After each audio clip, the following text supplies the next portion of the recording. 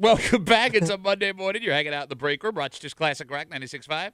WCMF. How's it going, buddy? Pretty good, buddy. What's going on, female buddy? Doing good, buddy. 31 degrees right now. Feels like 22. I am sick of this goddamn weather. It's not even that bad out today. Oh, my God. This is the whole It's pretty weekend crappy. blue. Well, the weekend was wet. No, that's what I'm saying. Like compared to the rain It and says stuff. it feels like 23 outside. It's spring, man. First of all, it says 22. I just said that, Oh. Kimmy. It says 22. It's gonna get. Does that make it better? I don't know. It's gonna get. There's like parts of this country that are 100 degrees today. We couldn't get a touch of that. Why don't you move there so I don't have to listen to your stupid face? Then he can't wear sweaters, though. Yeah, thank you. All your fashion is cold forward. By the way, it's going to get warmer. When? Tomorrow, high of 40. Wednesday, high of 50. Thursday, high of 59. By the way, your far too early forecast, your Rochester Red Wings open up across the street from us a week from tomorrow, high of 39. Damn, So play ball. That Dan Mason 50-degree guarantee, not looking great. Shut in the ass. But as we talk about local sports, big day yesterday down at the Blue Cross Arena. What happened there? Your Rochester Americans took on the Hartford Wolfpack 3 o'clock matinee game, but it was a special day because it was their annual Bills Day game. Are you familiar with this? So it's a salute to the Buffalo Bills? You got it. It's become what might be the most popular game every Oh, year really? for the Amherst. And Crossover. yes, they wear special Bills-themed jerseys that they then auction off. All right, we got to talk about Oh, this. this is all you. Well, I went by accident. It was my daughter's end-of-year hockey team party at the game, so it just so happened to coincide with Bills Day. Yeah. It is so popular. How popular is it? They were close to selling out that arena yesterday. Damn. There's a lot of seats from. So what's the Wow. draw? I mean, what's the salute to the Bills? So they have Bills alumni from way back in the day that were signing autographs. Here's a throwback for you: Lou Picone, Ed Rotowski, those types of guys. You have no idea. We're talking late 70s, early. We're talking when the entire team was Polish. Lou Picone is the most Italian name of all time. I could go either way, man. Who was the other one? Ed Rotowski. Yeah. That guy's a Polish. Yeah. But yeah, they had a bunch of Bills alumni signing autographs. The mascots Okay. were there. Oh, the whole game presentation is Bills themed. So when they Cute. score a goal, they do the shout song instead, which is always fun. All right. Anytime you get a chance to sing the shout song. But everybody that lives in Rochester was at this game yesterday. It was absolutely insane. And it was a blast because, Kimmy, I remember, and maybe I remember incorrectly, it feels like they have more seats in the arena today compared to when we were younger. They had the stage there where they didn't sit people. You remember that in the Blue Cross? Yeah. I don't remember. But I remember when Well, they redesigned it Yeah. 20 years ago. Was it 20? Yeah, it was a while. Like when I they don't- added to it a little bit. So I can remember as a kid going to Calder Cup playoff games and the arena was sold out and it was back when they had stars that played minor league hockey. It's a different kind of thing now, right? That kind of energy was back in the building yesterday. And it got me thinking about other stuff that was there when I was a kid. And at the risk of finding out something horrible, Walter the Accordion Man is no longer at the Amherst game. Oh, well, I mean, the guy was old when I moved here. Agreed. Yeah. He was like a retiree. Yes. He's He's got to be, if he's alive, he's got to be 90. And he was at every event. What? Did you have to say it like I that? know, jeez. If he is alive, that's not a horrible thing. No, to because say. that's what I Now was we're going to worried. get some updates. Yes, that's what I don't want. I was worried because I haven't parked in the garage in a long time. I usually do surface level parking, but it was so packed that we had to park in the garage. That guy was an institution. That's what I'm saying. And it was the first time that I had walked down that hallway where, Realized. Walter the Accordion Man was Wait not a there. second. Yes, Kimmy, I was walking down the hall and I'm waiting to hear the music, Yeah. and I'm like, and we got to the corner and he's not there. But, I mean, the dude could be fine. He's just too old to play the accordion. Way to save it, buddy. That's what your mic sounds like from 6 to 10 every day. Hey, Tommy, how you doing? I don't know. It was a different experience, So you missed it. I guess. I didn't realize I would miss it until it wasn't there. Well, it's part of your youth. Yeah. The accordion. Take me out to the hockey game. That was his only song. Yeah, that's all he knew. He wrote one hit for 40 years. You were saying, Kimmy, I'm sorry. No, and I don't think anybody. I can't think of another I don't know what to call it. Parking garage act that has taken over. Parking garage act. Well, there But are I a mean, few characters in this. There in this usually town. are. There's always been a character, no matter where you live, at every festival or Oh, there is every festival outdoor guy that- thing going on. But I don't know. Well, I haven't seen anything like that in a while. So festival guy, he always had on the super short cut-off jean shorts. Yep, and no shirt. And no shirt, and he'd be dancing around at all the music festivals all summer long. No, but when you talk about like Rochester celebrities that have last decades, like Don Alhart is up there. Oh, he's number one. Right? I mean, Bob Duffy, chief of police, mayor, people that are instantly known. It is very funny to me that I would argue Walter the Accordion Guy and Festival Guy are up there with those people. Oh, sure. You know what I'm saying? Yeah. Like, Don Alhart went to college and had like an illustrious, he's in the record books, right? As the longest serving anchor in one station. You got it. In history of broadcasting. Bob Duffy works his way up the police department, gets elected mayor, becomes lieutenant governor, Hubbard's right. And then these other guys, one plays the accordion and one dude wears cutoff jeans. Those guys are a part of Rochester history. Like, you can look up Don Alhart, right? Yes. Like, he's a moment in time, whereas those other guys, like Walter the Accordion Man, if you don't remember them, it just kind of fades away. They're just a moment in time. Yeah, you don't know their names. You won't be able to ever it's not in a history book somewhere. It's not there's no Hall of Fame. Because they just kind of created this thing on their own. Yes. They just went out and just said, "Hey, man, I'm going to just start dancing funny and really short shorts, there's no plaque underwear to go look it up. So unless you were there around when they were performing. I don't know. Is that just going to be a thing that goes away and nobody remembers anymore? I got some really bad news. Uh-oh. Really bad news. It was. Well, I think we knew this was coming. 1:00 today. Are you doing Cronkite? Yes. We're talking about went to the Amherst game yesterday. It was 2:00 Eastern Standard Time. It was the first time I had parked in the underground garage in years. Didn't hear the accordion guy, and I was like, "Oh, that's the first time."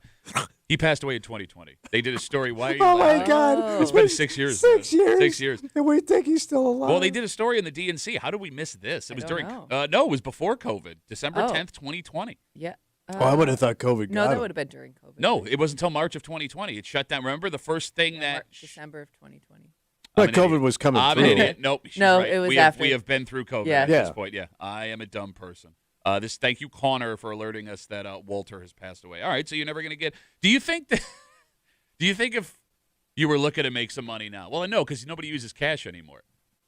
Yeah, I don't know. How does street performers make money? So when I was in New York last year with my family, they have Venmo pieces of paper. It's like a stand that has their Venmo. It's like a QR code that you can just scan it. But I can't imagine anybody. It takes a charm out of just tossing a few dollars. Well, and it also takes the guilt away because, if I have $1 and I feel guilty walking by, I'll chuck it. I'm not going to take 5 minutes. Boop, boop, boop, boop, boop, boop, boop. You'd have to be so good at what you're doing. Yes. Also, I remember the amount of free tacos Walter the Accordion Man must have gotten because people would throw their ticket stubs in there. Oh, you know what I mean? mean? Free taco. Yeah. Hey, free taco. But that's something that's going away. The taco? The taco, and I'm guessing guys like that in their retirement, some old guy's going to stand out there and perform. Well, you say in his retirement, we only know that he was old. He may have been doing that since he was 20. Oh, you're right. You know you're right. All right. I don't know. I'm trying to think of the other Rochester institutions. Okay, we got Walter the Accordion Guy. You brought up Festival Guy, which, by the way, is he still? I haven't heard much. He ran into some hard times. Okay, so that's not. He made the news a couple times. Okay, gotcha.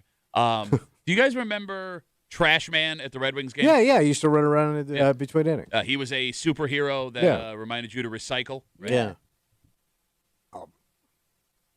But that was through May. Well, you could ask your boy. No, but I'm afraid to ask him now after what we just did. Yeah. Well, again, you could get a new trash man. No. Well, you could. Yeah, no, Trash Man. Recycling is very important. But I wouldn't put Trash Man up there with those guys.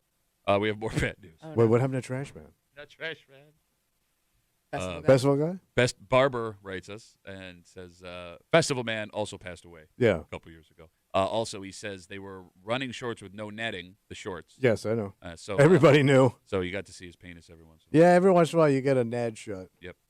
All right. Is there anyone else dead? I feel like there's somebody we're forgetting.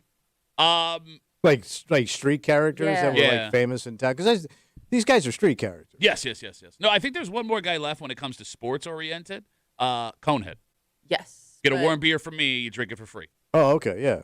So can I tell you, I felt lied to when I you figured out he was also in Buffalo, Yeah, too. Yep, me too. Yeah, I thought he was a No, he's our Conehead. I thought he was a Rochester guy, but he travels between Rochester and Buffalo. Oh, I did not know that. No, see, neither did we because my brother's obsessed with Conehead. Every time Okay. here's how stupid my brother Ryan is. Kimmy actually found out more when we went to the NCAA tournament together on Saturday. Yeah. My brother, whenever he sees the Conehead beer man. So he was working the game? No, he wasn't at this game, but whenever he sees him at any game we're at, he will take a picture with the Conehead. And Ryan, Every Every time. time. Ryan must have 40 drunken photos. So you could see like Conehead and Ryan through the years. Okay. Ryan grow up with Through Conehead. the It really is, but he never buys a beer from him. And on multiple occasions. Oh, how chintz. On multiple occasions. And he drinks a lot of beer. He's already drunk when he's holding a beer he bought from somebody else, taking a picture with a man who works at Tips. And on multiple occasions, the guy's been like, he's been gracious, but he's just like, oh, like, yeah, why would I take a picture with you if you're not buying a beer from me? Oh, and then Uncle Phil, folks are writing us too over at ESL He's Ballpark. an institution. So like those are our guys now, Uncle Phil and Conehead.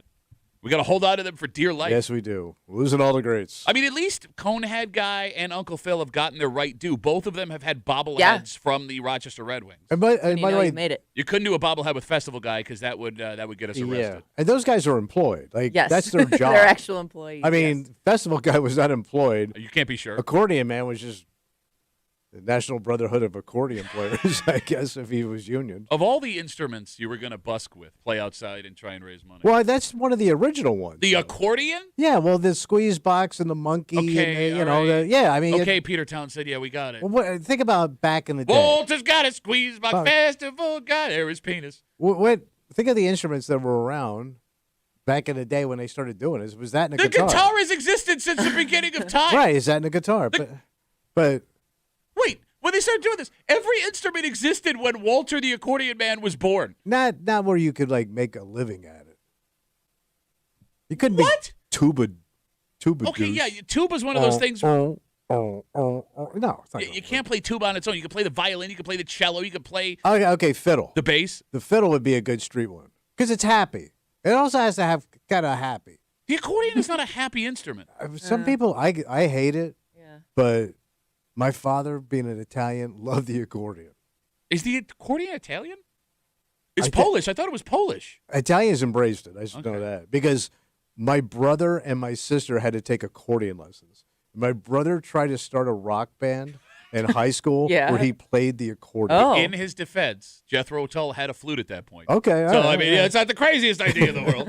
Kimmy, can we Google what culture the accordion came from? Because I always thought because of polka, it was It Polish. might Yeah, me be, too. but I know Italians embrace it. But it's also like Zydeco music, like that. Big going down there. Yeah, but that's like French Cajun. Right. So maybe it was just a European thing. Okay, everyone in Europe had an accordion, and Mama couldn't It sleep is. at It night. is. It is the dumbest thing ever invented. Because I hate the sound of it.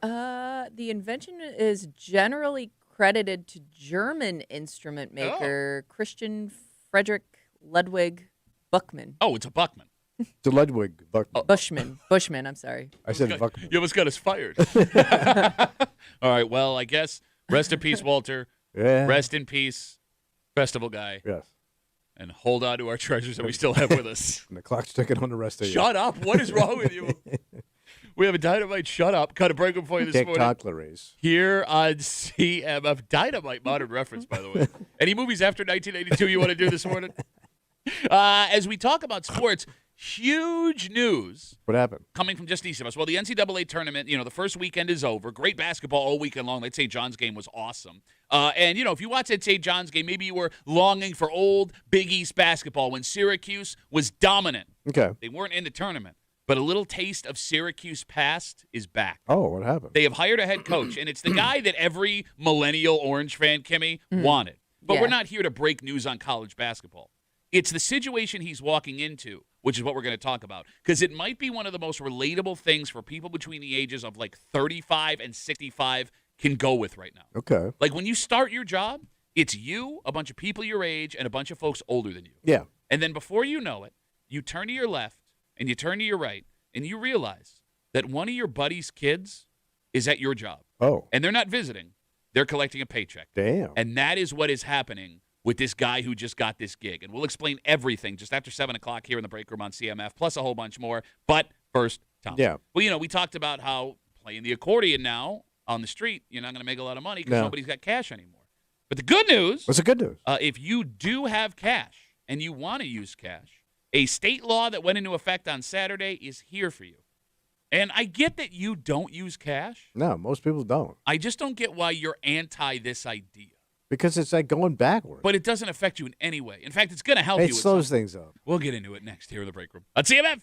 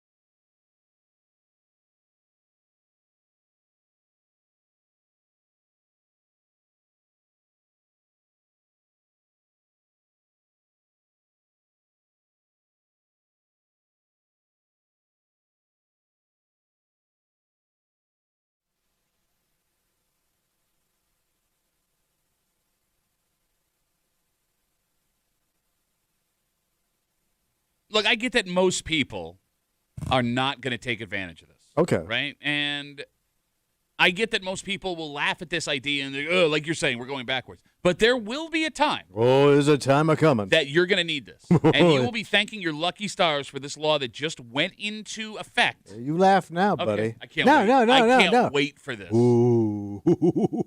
You're hanging out in the break room, Rochester's Classic Rock 96.5 WCMF. Right now, Yeah. you can log on to WCMF.com, enter for your chance to win 2 tickets to see Carpool, the Ultimate Cars Tribute Band, at the Vine Showroom at Del Lago Resort and Casino, April 11th. Tickets are on sale right now at DelLagoResort.com. You must be 21 years of age or older to attend a show at the Vine. Just after 6:45, we have all had bad days at work, but I promise you, no bad day you've ever had has been as bad as this gentleman's last week. Okay. And we'll get to it just after 6:45 here in the break room on CMF. New York State businesses What have they done? are now mandated to accept cash as payment. Hey, buddy, that's legal tender. Take it. Oh, why are you doing that voice? Take it. No, you mean it's. This is a conversation. Take my money. If you were just saying it without the voice, it would be like what the law says. Because that's the actually. only people that are going to get pissed off at this. Okay. This law went into effect on Saturday. Like, it is straight up now law. You have to take it. You have to take cash, and it is painted as what they're calling a right to service law. The state argues if you are not mandating cash as an option, folks could be going without food, clothing, medicine because they only have cash to use. And I know you think that's silly, which is strange to me because both of us have been at points in our life, even with credit cards and technology existing, where we could only use cash because credit cards and banks wouldn't allow us to use them. But who's getting... So the only people I'm thinking to have cash are older folks that have just like squirreled it away. But like, who gets paid today in cash as a job? Like, where you just get that's your money. 252 WCMF 252-9263. A number one, especially in this town, folks that get paid under the table. Under the Yeah. table. Yeah. Okay, that would be about it. No. I mean, what about folks that work for tips? But most of your tips go right on a credit card. Maybe. There are also places that will tip you out at the end of the night in cash. Like, Still? it goes on the credit card and they'll hand you cash. You think it's still that way now? Look, You're going back know. years ago. No, I know for a fact there are still restaurants that at the end of the night, so they have cash in their pocket. But it's got to be a sea hair of cash dicks that are still going around out there dumping cash out of their pockets. It is one of those things where I get why like it's necessary because there are some people that can only pay in cash. However, the second that this goes into effect, you know there's going to be that one dick at a business he got turned down by because he showed up with cash that is just waiting to walk in there with his wad of cash There's and my say, jar of you have to pennies." accept my cash. Yes, you know it, man. It's the law. You're both doing the voice now. But that's this Like, law they're just only gonna be- appeals to that old dick. That's not true. It's I got a jar of pennies. You got to take it. 252 WCMF 252-9263. Sometimes it's easier to just deal in cash. No, it ain't. Yes, it is. Boop, done. Oh, look, I know you're living in Pittsford now all of a sudden with your wife's money and that you know, used to be Cash Town, USA. hanging out in her house, but when you are running close to where your bank account hit zero Yeah. and your overdraft fee is $30 effing dollars, it looks like we're using cash for a couple of days to ensure that I'm not Where you spending getting your money on cash? nothing. If you're tapped out, There you're are tapped people out. that have cash sit around the house, and all of a sudden stuff's getting close in the bank account. Also, when your credit card limit gets to like right on that line, sometimes you got to use cash. We've both been there, ass. You know who this is going to hurt? Who's that? Your boy. Who? Baseball boy. Damn. Mace. They went wait, cashless. I didn't even think about I that. know. You're Well, right, I, 'cause they that's went what I was backwards. thinking. Like the amount of the poor people working at like the concession stands, Yeah. and the ticket booth, that had to hear from everybody who wanted to pay in cash that they didn't accept cash. For my $1.50 Yeah. hot dog. So, yeah, you're right. Last year, the Innovative Field, and it was most stadiums, because Highmark Stadium did the same thing, Yeah. went totally Yeah. cashless. You're right. They now have to So they got reverse to course. switch it all back. Okay, Ugh. it's not the worst thing in the world, man. It's not. If I want to pay $1 for a hot dog, I'm going to pay $1 We're for trying a to hot dog. advance in society. We're trying to make things easier on people. Bro, I love how you think this is easier. It is. I You can lose money. Tap, you can forget boop, what you done. Yeah, thank you. I don't even have to Mm-hmm. do tip math in my head. I just go 20% click. Right. Mhm. I mean, they've made this so simple. Absolutely. Absolutely. So we should like turn the throughway back into the toll booth again. toll booth? with your coins. No, that's an interesting Because that would be point. way more convenient. I got to dig 2 dimes out of my pocket to go to Canandaigua. That is an interesting point. Dink. That Thank this you. doesn't apply. Yeah, I know it doesn't the apply to throughway. certain No, we things, should we rip it all up. Put the boost back. Put those pleasant people in there doing it too. Oh, you mean people that lost their jobs? Yeah. Dick. Well, maybe they should have been a little bit more pleasant. Says least pleasant man on planet. Give me my pleasant. Your face is a human toll booth. 252 WCMF 252-9263. As of Saturday, every business in New York State is now mandated to accept cash as payment. I just don't understand how you can have an official currency and then have places say, yeah, we don't take that. Like, it's the official currency of this country. Oh, you want to use the official currency that you worked hard for? Yeah, you can't do that. Because I'm thinking other countries are probably going away from cash. What are you basing that on? Nothing. What an arrogant. I would say what an arrogant guy who doesn't go anywhere thing to say. How things are done. Yeah, well, you go to Canada, fancy boy. Fancy boy, it's an hour drive. Right, you went to London. I did go to Are London. they still taking the sterling pound? Yes. In fact, we. That'd be for a quid, governor. When I go to foreign countries. 6 pence. Shut your mouth. When I go to foreign countries, I use cash as much as I can because it's fun because it's different cash. You don't do that? No. No, I like when I was in London, I wanted to use cash. When I go to Canada, I like using cash. Their money smells like maple syrup. That's not a joke. Okay, here's my problem when I get foreign currency. Yeah. I treat it like crap. Like, I don't think it's real because it wasn't American. So when I used to go to Canada, I used to use it just like a bookmark or something, or just throw it around. Like, I never thought of it as real. I always thought of it as like Monopoly money because it don't really count. It does count. It don't. In fact, you ain't got no army backing up your money. The London man. pound or the English pound is worth more than an American dollar right now. That's because we let it happen. Man. 252 WCMF. All right, a ton of people sitting on hold. Let's talk to Here come all the cash Seahawks. Pete, what's up, buddy? You're on CMF. Hey, I use cash to keep shit off the Whoa, hold on, Pete. Back up. You can't talk like that. Jeez. Is that better? All right, Pete. So you say you hold on. We had to dump you, so we got to start over. You said you keep cash. Why? Off the credit card, so the wife don't find the zit I'm finding. Ah, how about that? He can't lie to his wife. All right, I can understand for infidelity reasons. That's a good one. I didn't think of that. Not really infidelity. It's other things, candy bars and stuff. The smoke you put in your body and whatever. Yeah, how about Pete can't get high because they only take credit cards? How about that? Pete, thanks for the wife that. Holy cow! Pete, thanks for the call, buddy. Sneaky Pete. That's a great first call of the day. Yes. He curses. I can't lie to my wife about getting high. Let's talk to Joe. He's on CMF. Hey, Joey, how are you, buddy? Hey, Duffy, good morning. Hey. Buddy, the biggest problem they're going to have is the people that you can't trust with your money in their hands. Who are we talking about? Well, let's put it this way. Back in the 90s, I had a friend. Every home game for parking, he put $500 in his pocket when we had to pay cash. That guy, Duffy, here's the messed up part. The dude still parks cars there. Yeah. So you mean to tell me when he starts getting 40 a whack and is not going to put a couple bucks in his pocket again? Yeah, but here's the thing. Isn't that the American way? Look, I got no problem with the worker man Taking sneaking $50, man. I got no problem with that. You're talking to the wrong guy. Well, you're not paying your taxes. You're patron. For the people that own the companies, own the products, they're the ones that are going to lose their money, man. All right, man. I'm sorry. Guy who owns property making $1,000 a week can afford to lose $50. Okay. Doesn't bother me. Hey, Joe, thanks for the call. Have a good rest of the day. I love how you did an impression with the voice of the take you had because you can't even remember what side you're on anymore. I'm very diverse entertainer. So there is a weird little thing written into this law. Again, as of Saturday, every business in New York State has to take cash as payment. Yep. Okay. Quote, stores are not required to accept bills larger than $20. That's a weird. I know. Yeah. Why is that? That's a great question. Is it to protect against fraud? Is it to keep businesses from needing a ton of cash on hand to give So you change? can't wait. Maybe So a they don't have to change-wise. accept anything over a 20. Yes, if you have a 50, they don't have to accept it. Or $100 bill. That would be more You're than out. that Get would out. be more than Get 20. out of my job money. Yes. Like with My money's so good here. Why?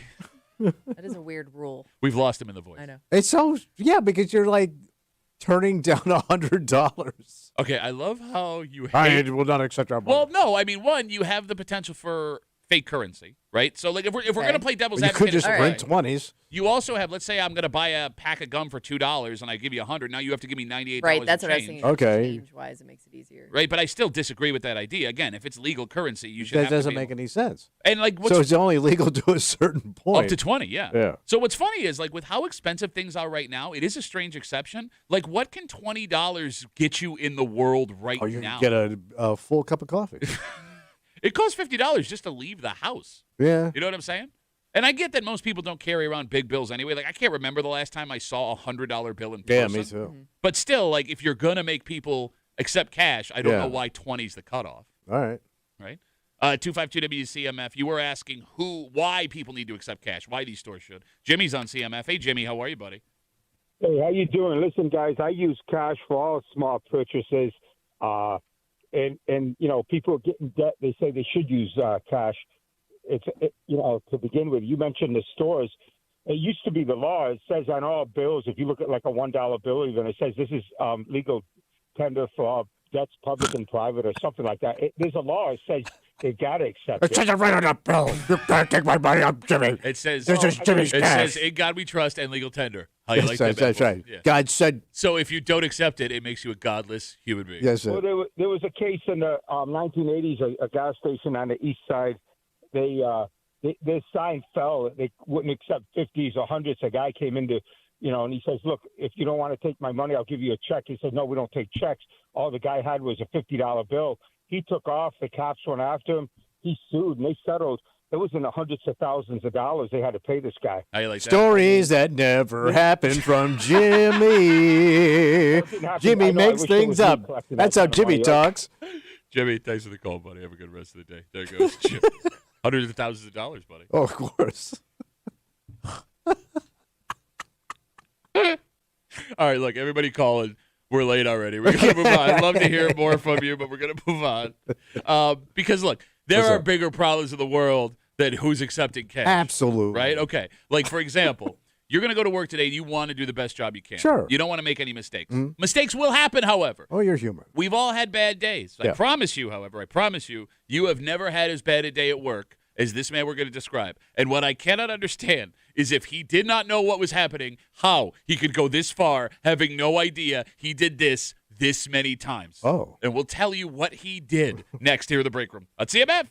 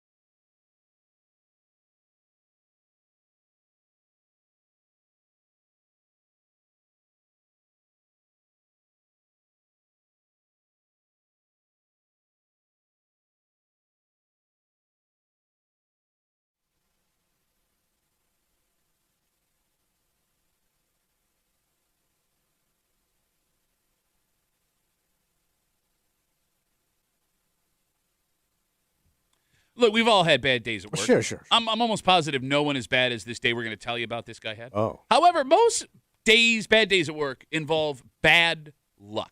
Yeah. Something out of your control. Mm-hmm. If this was an accident, we are going to need someone in this business to explain how you could make this many mistakes and have no idea that something was wrong the entire time. Okay. You're hanging out in the break room, Rochester's Classic Rock, 96.5, WCMF, just after 7 o'clock this morning, the first weekend of the NCAA men's basketball tournament and women's. Yeah. Done. Syracuse not in that tournament. But hope has arrived again for the Syracuse men's basketball. Well, this is great. We're going to tell you which Syracuse legend is the new head coach at Syracuse, but that's not what we're going to talk about in this story.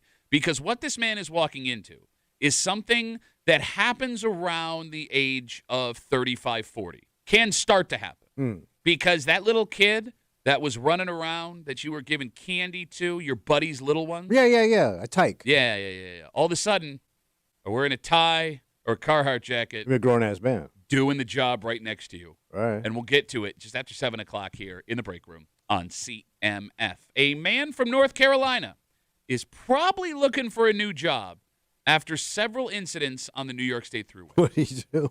According to police, about a week ago, this man was driving a tractor trailer hauling an excavator. Around 1:45 in the afternoon, they got a call that he had hit an overpass on the Thruway with the excavator. So he didn't clear the overpass. Well, no, he cleared it. He hit it. He kept going. Okay. And that's not good. Right. Then they got a call he hit another overpass. Wait, he kept. So is he like? And then another overpass. Is he like sideswiping him? Or and like, then another. Oh no, No, come overpass. on. Over. And then another. So overpass. he's clipping the top. Yep. When it was all said and done. How do you do that multiple times? Wouldn't it, whatever you're hitting be gone by now? When it was all said and done. Yeah. Police say this man's vehicle hit more than a dozen overpasses Holy in a crap. 60-mile stretch. God damn. Oh my- That's got to be a record. Yeah. I hope it's a record. Yeah.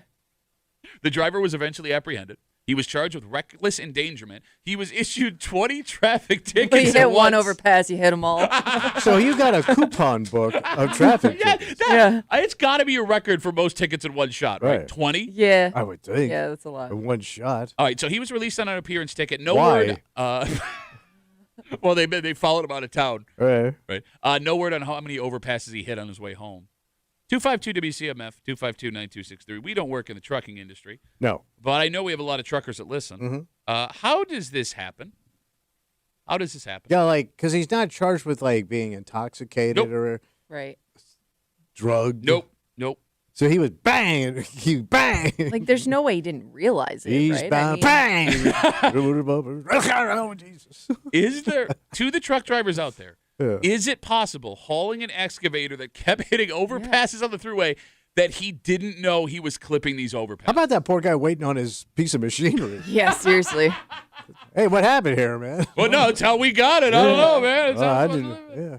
Like, you wouldn't hear something? No, you would think if feel you're it? banging into cement, Yeah. like the truck you'd lose control of the truck. I would, yeah, I think so. I mean, if you're doing 65 miles an hour, mile an hour. Unless it, I mean, even if it just barely clipped it, you would think that'd be enough All right, now to affect your driving. Kimmy, it does say the damage to the overpasses were minimal. Yeah. Overpass So side. you just scratched it a little Pass bit. eye. Over Like you scraped them. overpassed. I don't know. Yeah, it says minimal damage according to police, but All it right. says he clipped 12 of them in a 60-mile run.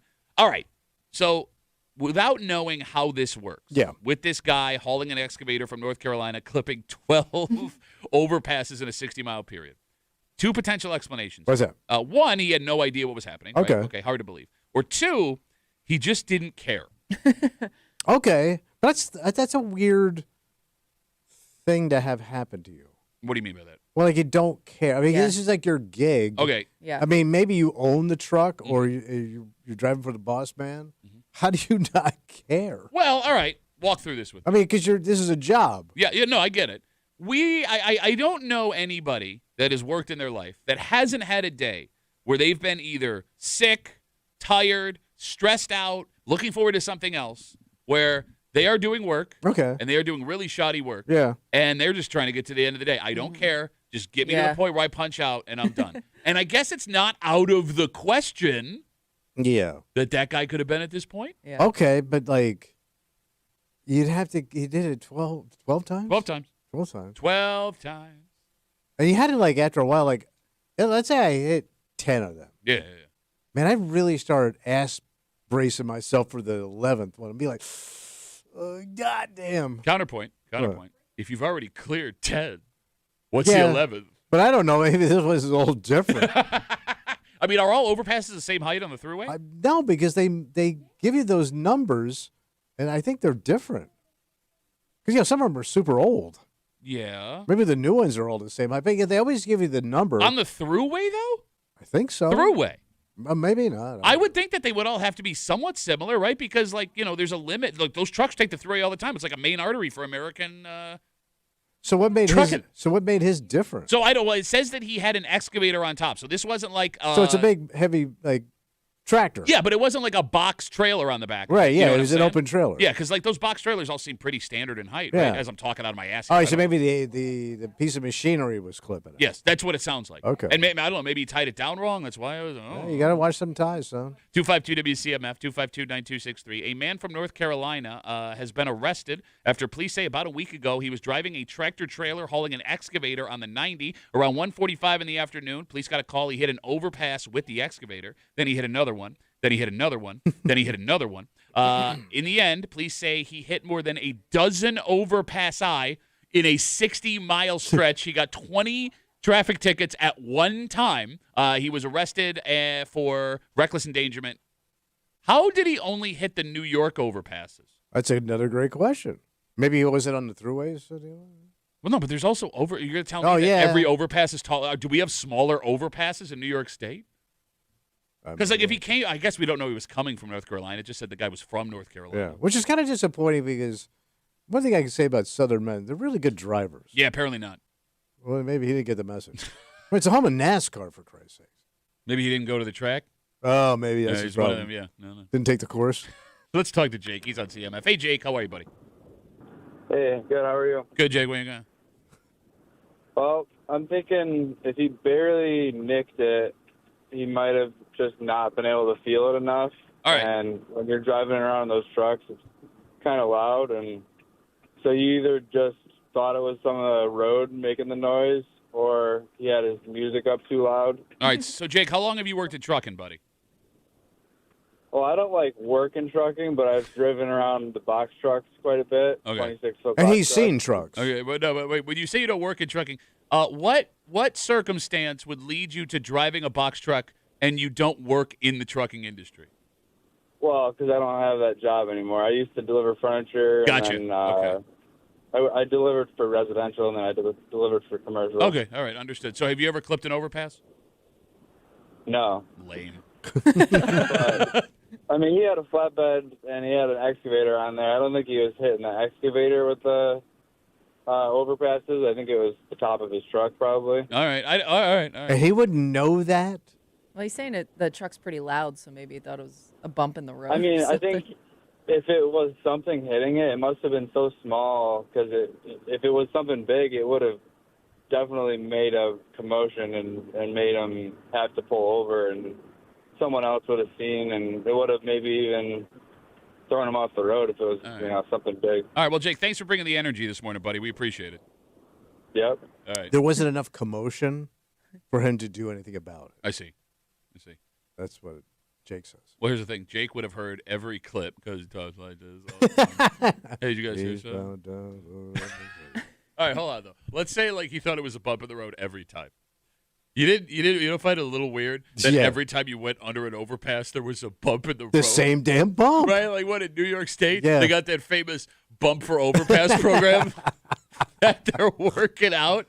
By the way, we're getting multiple people saying most bridges on the thruway are 13 feet 6 inches. So it does seem like there may be a uniform overpass height. All right. Right? All right, let me ask you this question. What would be worse here? This guy works for a company and someone hired him to do this job, or he owns the business and he's this bad at driving?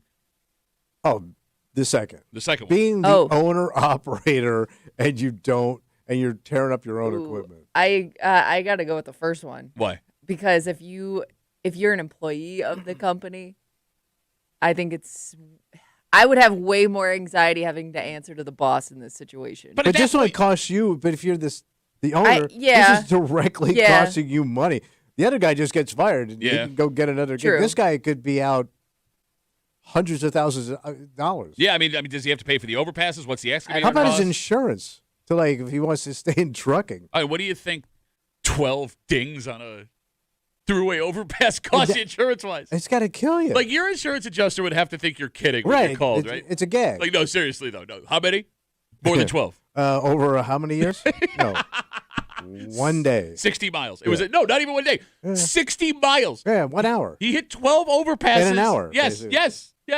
252 WCMF 252-9260. All right, let's we got some more trucking folks here to help us how this could happen. Ryan's on CMF. Hey Ryan, how are you, buddy? Hi, how are you? Good, Ryan. What's up? So, with truckers, if you're driving down the road and you got an excavator sticking out in the back, you really can't feel that or even hear it. How? If you're just grazing it, you can't hear it. Because Maybe they should fix that. The engine in your truck is so loud, Okay. along with it's pretty far behind you, you really can't even hear it. It's the Doppler effect. You don't know what that means. I don't. Also, with it, usually bridges are, if they're unmarked, they're a minimum of 14 feet tall. Ah. And in New York, we have a 14 snow clearance as well, which is an extra foot you get on top of that. And he still managed to hit that. That's like going for the double extra point. He might not have measured his height properly. 2-point conversion. And that's why he could have hit it. Okay. They don't have that in trucking. Okay. Well, Ryan, thank you. They have that in world trucking, but not in American trucking. Thank you for the information. I appreciate it. I would just like to go back to Yes, Tommy. I can't get over that. Trying to be a man. You tried to use a sports reference. Double extra point. It wasn't the 2-point conversion, Kimmy. It was the double extra point. The double extra point. The double extra point. You want to go for 2? No, I want the double extra. Like it's McDonald's. Ooh. You idiot. All right, so who just wrote me this? I'm sorry. Somebody just wrote me on Twitter. It was the excavator that was hitting the bridge. The arm was too high. I actually passed him while he was pulled over. That's from Jason. Oh. Would you call the cops if you watched him hit the overpass? No. No? Well, I wouldn't call the cops because I would think the guy noticed. Yeah, you know what I mean? What if he keeps driving? You just drive it next to him and you pull up. Well, maybe he's going to like maybe he's looking for the next stop. I don't know. How many overpasses would you have to see him hit before you called the cops? They don't have I wouldn't say anything. I mean, if it's not affected. Bro, you could watch a horrific accident because you just said you don't know how tall each bridge is. You thought they were all different height. What if you watch this truck get stopped, flip over, and crush a car behind it? Well, then I would make a call. Okay, great. Sure. Thank you for your Because you went for the double extra point. The double extra point. By the way, I also love how, here, can we make it make noise? What do you want? It to scream like a human when it scratches the top of the... Well, you got to fix something, man, so the guy knows when you clip something. Okay. All right. Well, I guess all you truckers out there, make sure your excavator arm is low enough where you don't clip over a dozen overpasses on a 60-mile stretch on the New York State Thruway. As we talk about the Thruway, just down the Thruway, they are celebrating. And really, college basketball fans across upstate New York, including here in Rochester, I thought we didn't have anybody in it. Over the moon. This Syracuse not in the tournament this year, right? But fans are banking they will be soon. Oh. Because I don't think, Kimmy, this man during his playing days missed the NCAA tournament. He was always in it. Yeah, I think. Probably not. I don't think so, because even the year they were really bad, they had that miracle Big East tournament run. But we are not here to talk about a college basketball hire, but we will tell you who Syracuse hired. What we are here to talk about is this man, at the exact age he should be, is facing a crisis. Oh. Because when you first get hired at your job, you're the young person around people your age and older. Yeah. And then one day, without warning, you never see it coming. What happens? Something like this happens, and it will change the way you work for the rest of your life. And we'll explain next here in the break room. Let's see you, Beth.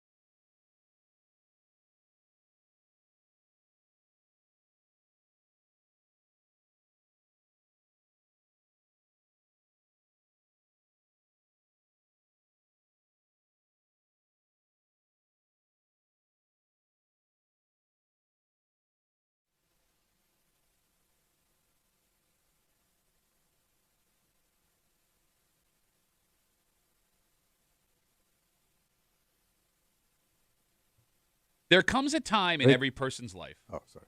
How dare you? Right. No, we can do it. We can do it. There comes a time. There comes a time. There comes a time. Nope. No, you screwed it up. In every person's life. Yes. A time where this hits you in the face. And I think for most men and women, the most common times this happen is at your job. Because for years, you work with adults. Yeah. Grown-ass people who are your age or older. Yeah. And then one day, out of nowhere, with zero warning, you are working next to or above someone you never expected to see. And as one upstate New York sports legend is about to find out, it can really F with your head and change the type of person you are at your job. And this guy's a legend. Bro, one of the biggest legends at this school. Oh. You're hanging out in the break room, Rochester's Classic Rock 96.5, WCMF, just after 7:25, 7:30. You know, we were talking about cash this morning. Mm-hmm. You argue that nobody keeps cash at all. No. This story proves you're wrong. In fact, this person was keeping so much cash How much cash? that they're now a victim of one of the worst types of these crimes we've ever seen. Okay. And we'll get to it just after 7:30 here in the break room on CMF. The Syracuse men's basketball team has a new head coach. Who are we getting? Orange legend Jerry McNamara, according to reports, will be the new men's basketball head coach at Syracuse. Okay. For those who may not know, G-Mac, as everyone calls him, is one of the greatest players in the program's history. He was the point guard. He was a freshman on the national championship team. He played in every game that season, started every game. He played all 4 years for the program. He was an assistant Syracuse at coach. I'm going to stop for a second. Head coach? He was an assistant coach at Cuse for a while, All right. and he then took the head coaching job at Siena. As the Orange men's team has been imploding the last couple of years, Jerry McNamara took Siena to the tournament this year and was 120 seconds from beating number 1 seed Duke in the first round. Dang. They had a 13-point lead on Duke at halftime of the first round on Thursday. Yeah. Okay. Kimmy, this is pretty damn cool for Gen X and Millennial upstate New York basketball fans. Yeah, if you grew up, this was your guy. He was your our guy. Era of Syracuse basketball. Right? Yeah. I mean, yeah, But it sounds like more important. He knows how to coach. Yeah, I mean, he showed it at Siena. He did a great job. But here's where it gets interesting. What's that? Because, look, as much as this is fun, we're not here to break basketball coaching news, right? Jerry McNamara will be coming in to coach the kid of a good friend. Oh. Carmelo Anthony's son, Kyron, will be a sophomore at Syracuse. Mello? Anthony. Wait, what's this guy's name? Oh, my God. Mello. Carmelo Anthony is Mello. Yeah. His son's name is Kyron. Kyron Anthony. Why don't you call him Little Mello? No, because his name's not Carmelo. No, but he's still like, your dad's like a legend. He wants to go for the extra one. The extra M. Yeah. Extra double point.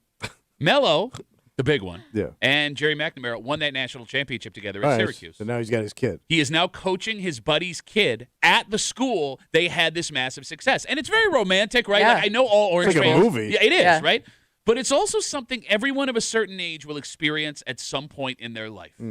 Working with your buddy's kid. Oh. And when I say buddy, it's relative. Someone that you know, someone that you grew up with, someone that you worked with previously, someone that you were a friend with. All of the sudden, whether they are interning where you are, whether it is an apprenticeship, whether it is a legit 9 to 5 that they are employed. Yeah. When you start working with that kid, it throws you the F Well, of off. course it does, because you know when they were just a little runt. Yes. Like one day you're at a barbecue and that kid is running around your knees and then you blink and they are standing next to you at your job. It would be hard to take that kid serious. Right? Well, I mean, you're an arrogant prick, so I get why you would say that. Says arrogant prick. What? Whoa. 252 WCMF, 252-9263. We've had it happen here with coworkers' kids who end up getting gigs. I'm trying to think who was here. Internships. Oh, okay. I mean, it is a paid gig, Yeah. right? Yeah. I mean, Tommy, you've worked here long enough now where, in theory, your buddies who you started with, grandkids, Yeah. are in their 30s. Yeah. Yeah, that's true. Right? Like, they could be getting jobs now. I mean, look, I was 15 when we started hanging out. Right. My daughter is going to be graduating high school in 2 years. She could, in theory, intern with us in 2 years. Yeah, you're right. Right? I would argue one of the hardest things to deal with at your job is all of the sudden working with your contemporaries, your buddies' kid. Yeah, because you don't know how to navigate that. You know what I mean? Because you don't want to, especially if you're close with the old man. Or woman. Yeah, I mean, this goes for both men and I know. women. Yeah. Well, I'm just thinking for this particular thing. I mean, yeah, if you have a really good work, relationship, let's say the kid does something, you got to light him up. Yeah, you would be That's responsible for, helping them navigate, right? I couldn't do it. Well, I mean, thank God you've never had any position of power in your life. Thank God. What do you mean you couldn't do? You don't do nothing. If anything, you would be giving the kid a bad example of what kind of job to do. All right. Let me show you how it works around here, kid. And like Kimmy, there are so many family businesses in this town. Yeah. Oh, yeah. I would argue that Rochester, this has to happen more than the majority of other places And in a lot America. of small businesses for sure. Yeah, I mean, just thinking back to this job and other jobs I've had, like usually a lot of the internships or the interns that we have come through some type of family connection. Yeah. Even if it's not a kid, it's a niece, a nephew, somebody's family member. All right, the phone number is 252-WCMF, 252-9263. With Jerry McNamara, according to reports, getting this Syracuse head coaching job, having his good buddy's son now, he's coaching him at Syracuse, Mello's kid. When it comes to everyday normal people, would it be easier or harder? Let me try this again. Would it be easier to be the boss of that kid, like they're working under you? Yeah. Or would it be easier to be a coworker of that kid? They're on the same level you are. Oh. Well, at least with your coworker, you're not responsible. Okay. Yeah, but So- they're on your same level, though. Yeah, but the pressure's off. The other one. All right, so let's break this down deeper because I think Kimmy brings up the point that you weren't considering. You've worked however many years, right? Yeah. You've known this kid since they were a child. Yeah. And now, after all of that hard work you've put in. They're your contemporary. Exactly. So this is the boss's kid I'm working Well, with. no, just anybody. It could just it be could be somebody, a former coworker. Right. somebody's kid. But, like, you put in all that work, and you look to your left, and that kid is doing the same exact job you are. It would almost be hard not to act like a supervisor to that kid, even if you are on the same level. Which makes you a dick. Which makes you a You're right, dick. but you may not even be intentionally like trying to boss them around. You just feel like you have to take them under your wing, Yeah, and in that situation, you would kind of be acting like a boss. All right, let's talk about that. All right. I think we can all agree, based on interactions we've had at our jobs, that there is no worse person at your gig than guy who's not the boss. Wants to show you the ropes. Yes. It's right. under the wing guy. Exactly. Yeah, but wouldn't you That feel never like goes well. Hey. It doesn't. No kidding. But couldn't you see yourself doing that to some extent if it's somebody you watched grow up, and if you're seeing them make mistakes or ask the wrong questions, or like I would feel like I have to give them some advice just to make their life easier. Based on interactions I've had with other people who have tried to do this, I would be making a conscious effort to not be that guy. Let them make their own. Yeah, decisions. I'm not going to tell you unless they come to me with a question. Yeah. I'm not going to, you know what you should be doing? You know what you could be doing? Shut up, man. If you knew what you were doing, we wouldn't have the same job. Okay, so the problem with that, I'm with you. I ain't getting involved. But is when that guy comes, you go, hey, man, you let my kid do that? Why didn't you tell him? Like, if he, like, you were there, you could have warned him. Now it's like after the fact, it was your responsibility to watch the kid. Okay, Well, fair let's say enough. you see But them, that's like, not fair to royally me. Screw up, yeah. I agree with I you. didn't sign on for being watching over your kid. Okay, but counterpoint to that, and to your point, right? Like, if I give the kid advice that turns out to be bad advice for the kid, you're going to get the same thing from the old man or the old woman. That's why you don't want to get involved. Well, but you have no choice here. I know. Right? All right, so then let's go look at the other point here. If you're the boss and you're overseeing that kid, right? Like, you're going to have to answer some awkward questions. You brought it up. You're going to have to come down on the kid if things go wrong. Something happens. And you're even more responsible for him than just the kid of your buddy, kid of your former coworker. Yeah. As devastating as it would be to look at someone who I watched grow up and be their contemporary, like just life measurement-wise, I still think I'd take that over having to be, like, responsible for them. Yeah, I don't want the responsibility either. And, like, what can make that extra dicey? There are some unspoken expectations that can come from that friend when the kid works with you. You just brought up, right? Does that former coworker want you to look out for them? Of course they do. Show them around, introduce them to the right people. You know how that goes. All right, so, okay. But, like, are you giving that kid breaks that other people wouldn't get just because they're the friend, the son of your buddy, the daughter of your buddy? You're under the wing guy. I would argue, like, if my daughter was in this situation where, let's say she starts working with Kimmy, right? Like, and Kimmy's not going anywhere, so that could totally happen. I would go out of my way to tell Kimmy, do not treat my daughter any different than any other person you'd be working with. But that's what but every parent says that, but is expecting, Hey, come on, man. We're bros. No, you take care of my kid. I'm dead ass serious. Like, I don't want my daughter's first big girl job, right, to be getting special treatment because I know people that work But there. even if it's not special treatment, just having that background and knowing your daughter. Like, let's say your daughter came in with like 3 other people. But I'm not going to be cold to your daughter. Like, I'm not going to act like we don't know each other. She can do cold. It's going to be hard to not that I'm going to play favorites, but I already You already admitted you're playing favorites. No, but I can already strike up conversation with your daughter over the other 3 because you have something in common. I just know her already. So it's like you're going to gravitate to that person just based on that human nature. Like, because you already have a little common ground there to work with. Okay, but counterpoint, right? As a guy that didn't really have any connections in this business outside of you, who actively fought for me to not get a job. No connection. Like, let's say I start a job with 2 other people, as you just described. Yeah. Right? And I'm watching my boss be all chummy with this coworker of mine because they know each other from back in the day. I'm pissed. I'm already starting, down. Like, that's horse crap, man. But it's going to happen. It's human. I'll give you an example. How am I to new people when you come in here? Oh, you're a dick. Except one. Who? Hope. Oh, you're right. Because Hope was had a relationship with one of my favorite people in the world, Tiny Glover, a comedian. Mm-hmm. So I automatically bonded with her and was sweet to her and had casual conversations with her. I was nice once. Yes, but it was only because of Tiny. Yeah. Well, yeah, like you said, you already had something in right, common. and I love that guy, so I felt almost obligated to be nice to this person because I know Tiny's in heaven watching over me. If there is such a thing, he would be there because he was such a nice guy. But you could do that with everybody, and you didn't even know out of the gate that she knew him. That's true. But as soon as I found out, I changed how I treated her. Right, but why? Because of that. You're like a you douche? can't. Yes, but you can't fight that. To her point. I think you can, and I think you have to try. So I'm just supposed to forget I know be you? standoffish? It don't work. Treat them like you would treat any other person. Impossible. Okay. You can't. I think you can. I look. I would be fine with you, but if again. But I'm not. I don't need to ask her the same questions that I have to ask the other people. Right. Like, hey, how are you? Where are you from? What did you do before this? Like, where'd you go to school? I already know all that information. Like, we could skip ahead to the which puts your daughter different ahead. level of interaction. Place. All right. How about this? Right. I mean, there's also a chance that you and your buddy's kid or former coworker's kid, whatever, just don't mesh, right? There's actually that kid. Yeah, that kid is going to have problems coming in here. I'm not even saying like that kid. I'm not even saying like you don't like the kid. Just like your daddy. When that kid walks in, yeah, right? That you see that kid as a baby. The same goes opposite. That kid sees you as ancient. You are their mom. You are their dad.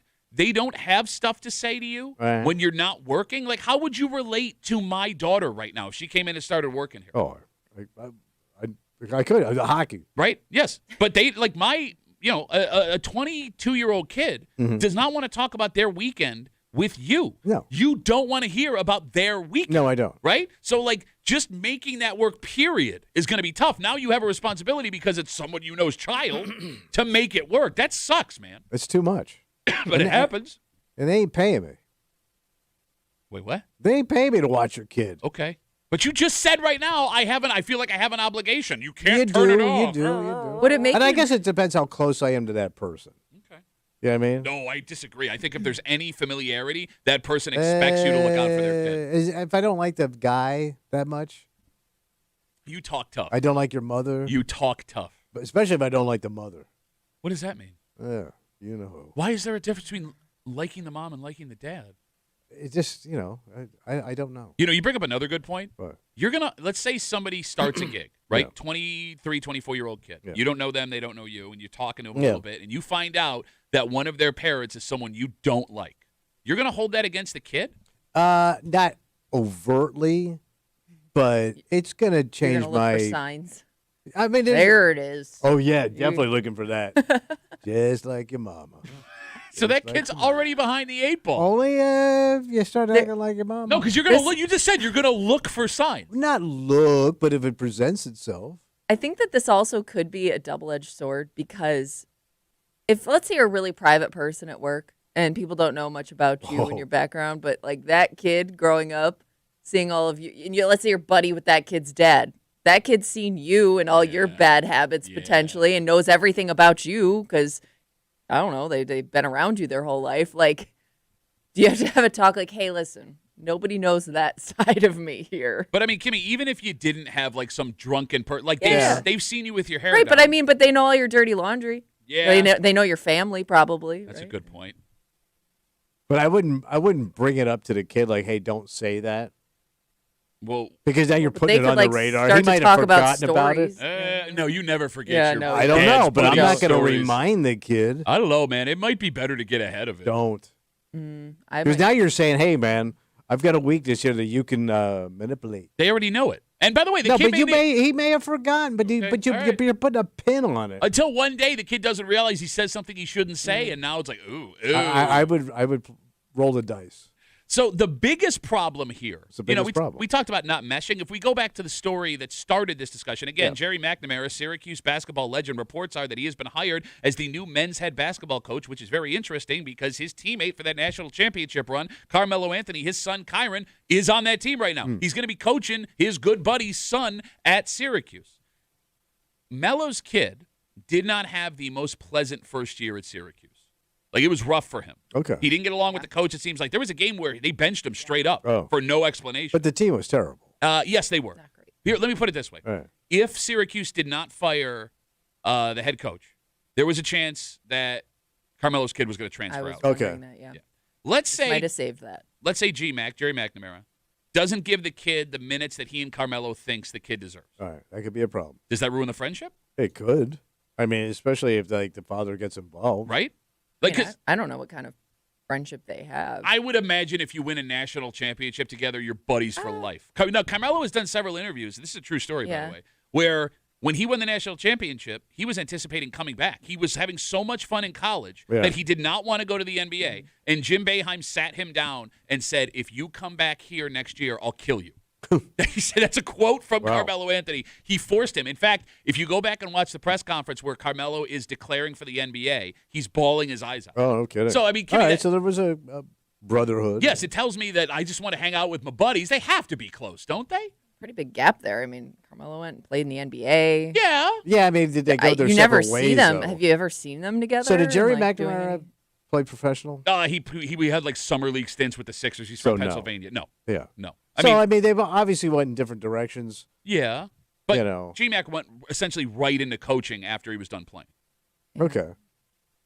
So he's a stiff. I'm sure they're friends, and I would even make the. I mean, I wouldn't think they're like hanging. I would make the argument. I mean, I'm not saying like they don't like each other. But I'm how just saying rich I is don't know Carmelo how Anthony? close they are. He's rich. Yeah, bro, there are plenty. Big Kimmy, time. you know this for a fact. Got 2 cribs on each coast. Oh, he's probably got more than 2 cribs. So yeah, he can't hang with. Here comes my friend Jerry. You will be. Hey, what are you guys doing, man? What are you doing? Is that what Jerry McNamara sounds like? Hey, can I hang out with you guys? Yeah. What are you doing? Kimmy, you know this for a fact. Yeah. There are guys who played like high school or college Mm-hmm. ball with super gajillion millionaire megastars. Yeah. Who still text each other on a regular basis. They see their friends on a regular Okay, basis. but didn't they kind of grow up together, like in the same neighborhoods and? Oh, here we go. Here comes old white man from Pittsburgh. You know? Like just hanging out in the hood. Like, come Yeah. guy. Hey, guys, it's Charlie explaining how neighborhoods work. Hey, oh, what, you wow. guys playing street ball?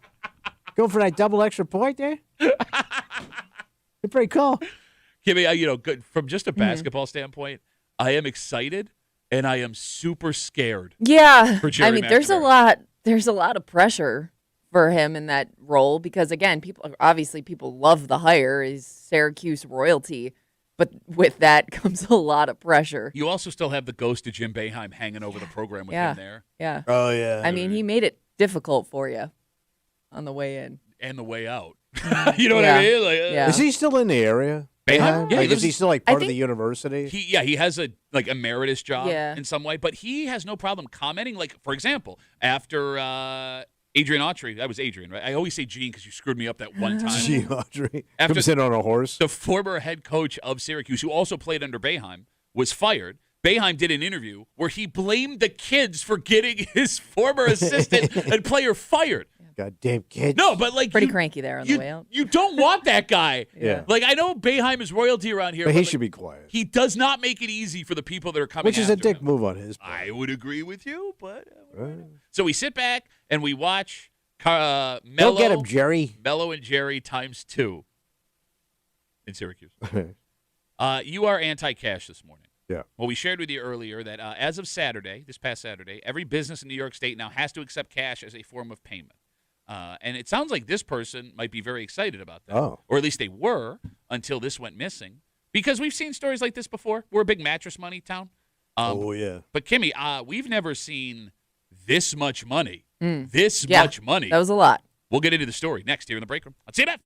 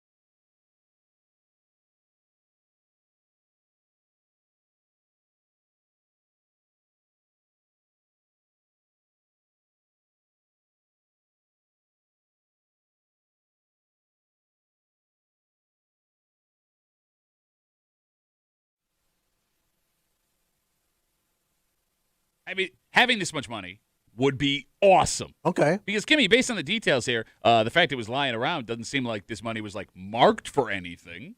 It didn't say that. However, even in town where mattress money is pretty common, there is a limit to how much people are willing to hold on to. Okay. And it's a pretty safe bet that number would be significantly lower than this amount. You're hanging out in the break room, Rochester's Classic Rock 96.5, WCMF. Through Friday this week, go to the contest page, WCMF.com, and for your chance to win a $50 gift card to Bill Gray's, home of the world's greatest cheeseburger, and best haddock fish fry. Oh, yeah. Oh, and your fish fry Fridays, at least religiously, are running out. So, oh, yeah, Len's almost wrapped up. Coming to an end soon. Yeah. So go ahead and do that, WCMF.com. Just after 7:45 this morning, it was an idea to get everyone excited about a new event in the Olympics with NFL superstars.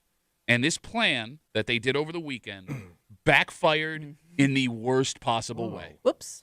What happened? We'll get to it just after 7:45 here in the break room on CMF. This story comes to us from Lions. A 48-year-old man has been arrested after an armed robbery investigation. Okay. Police say back in December, the man entered a home carrying a possible rifle and demanded money. Authorities say he got away with cash and fled the scene. But it's how much money, Tommy, he allegedly got away with. Police say the 48-year-old man stole upwards of $20,000 God damn it, cash. from Wait, the it's house. somebody's house. That's what it says here. What am I doing wrong, man? Well, I mean, we don't have the time. We're only here till 10. Who's got $20,000 in cash? Sounds like this person does. It says this 48-year-old man has been charged with first-degree robbery. He was taken to the Wayne County Jail for a rape. Man, what a score he thought he had, too. Well, I mean, he had it for a little while. Yeah. And he brought a possible rifle. Is that a rifle? Possibly.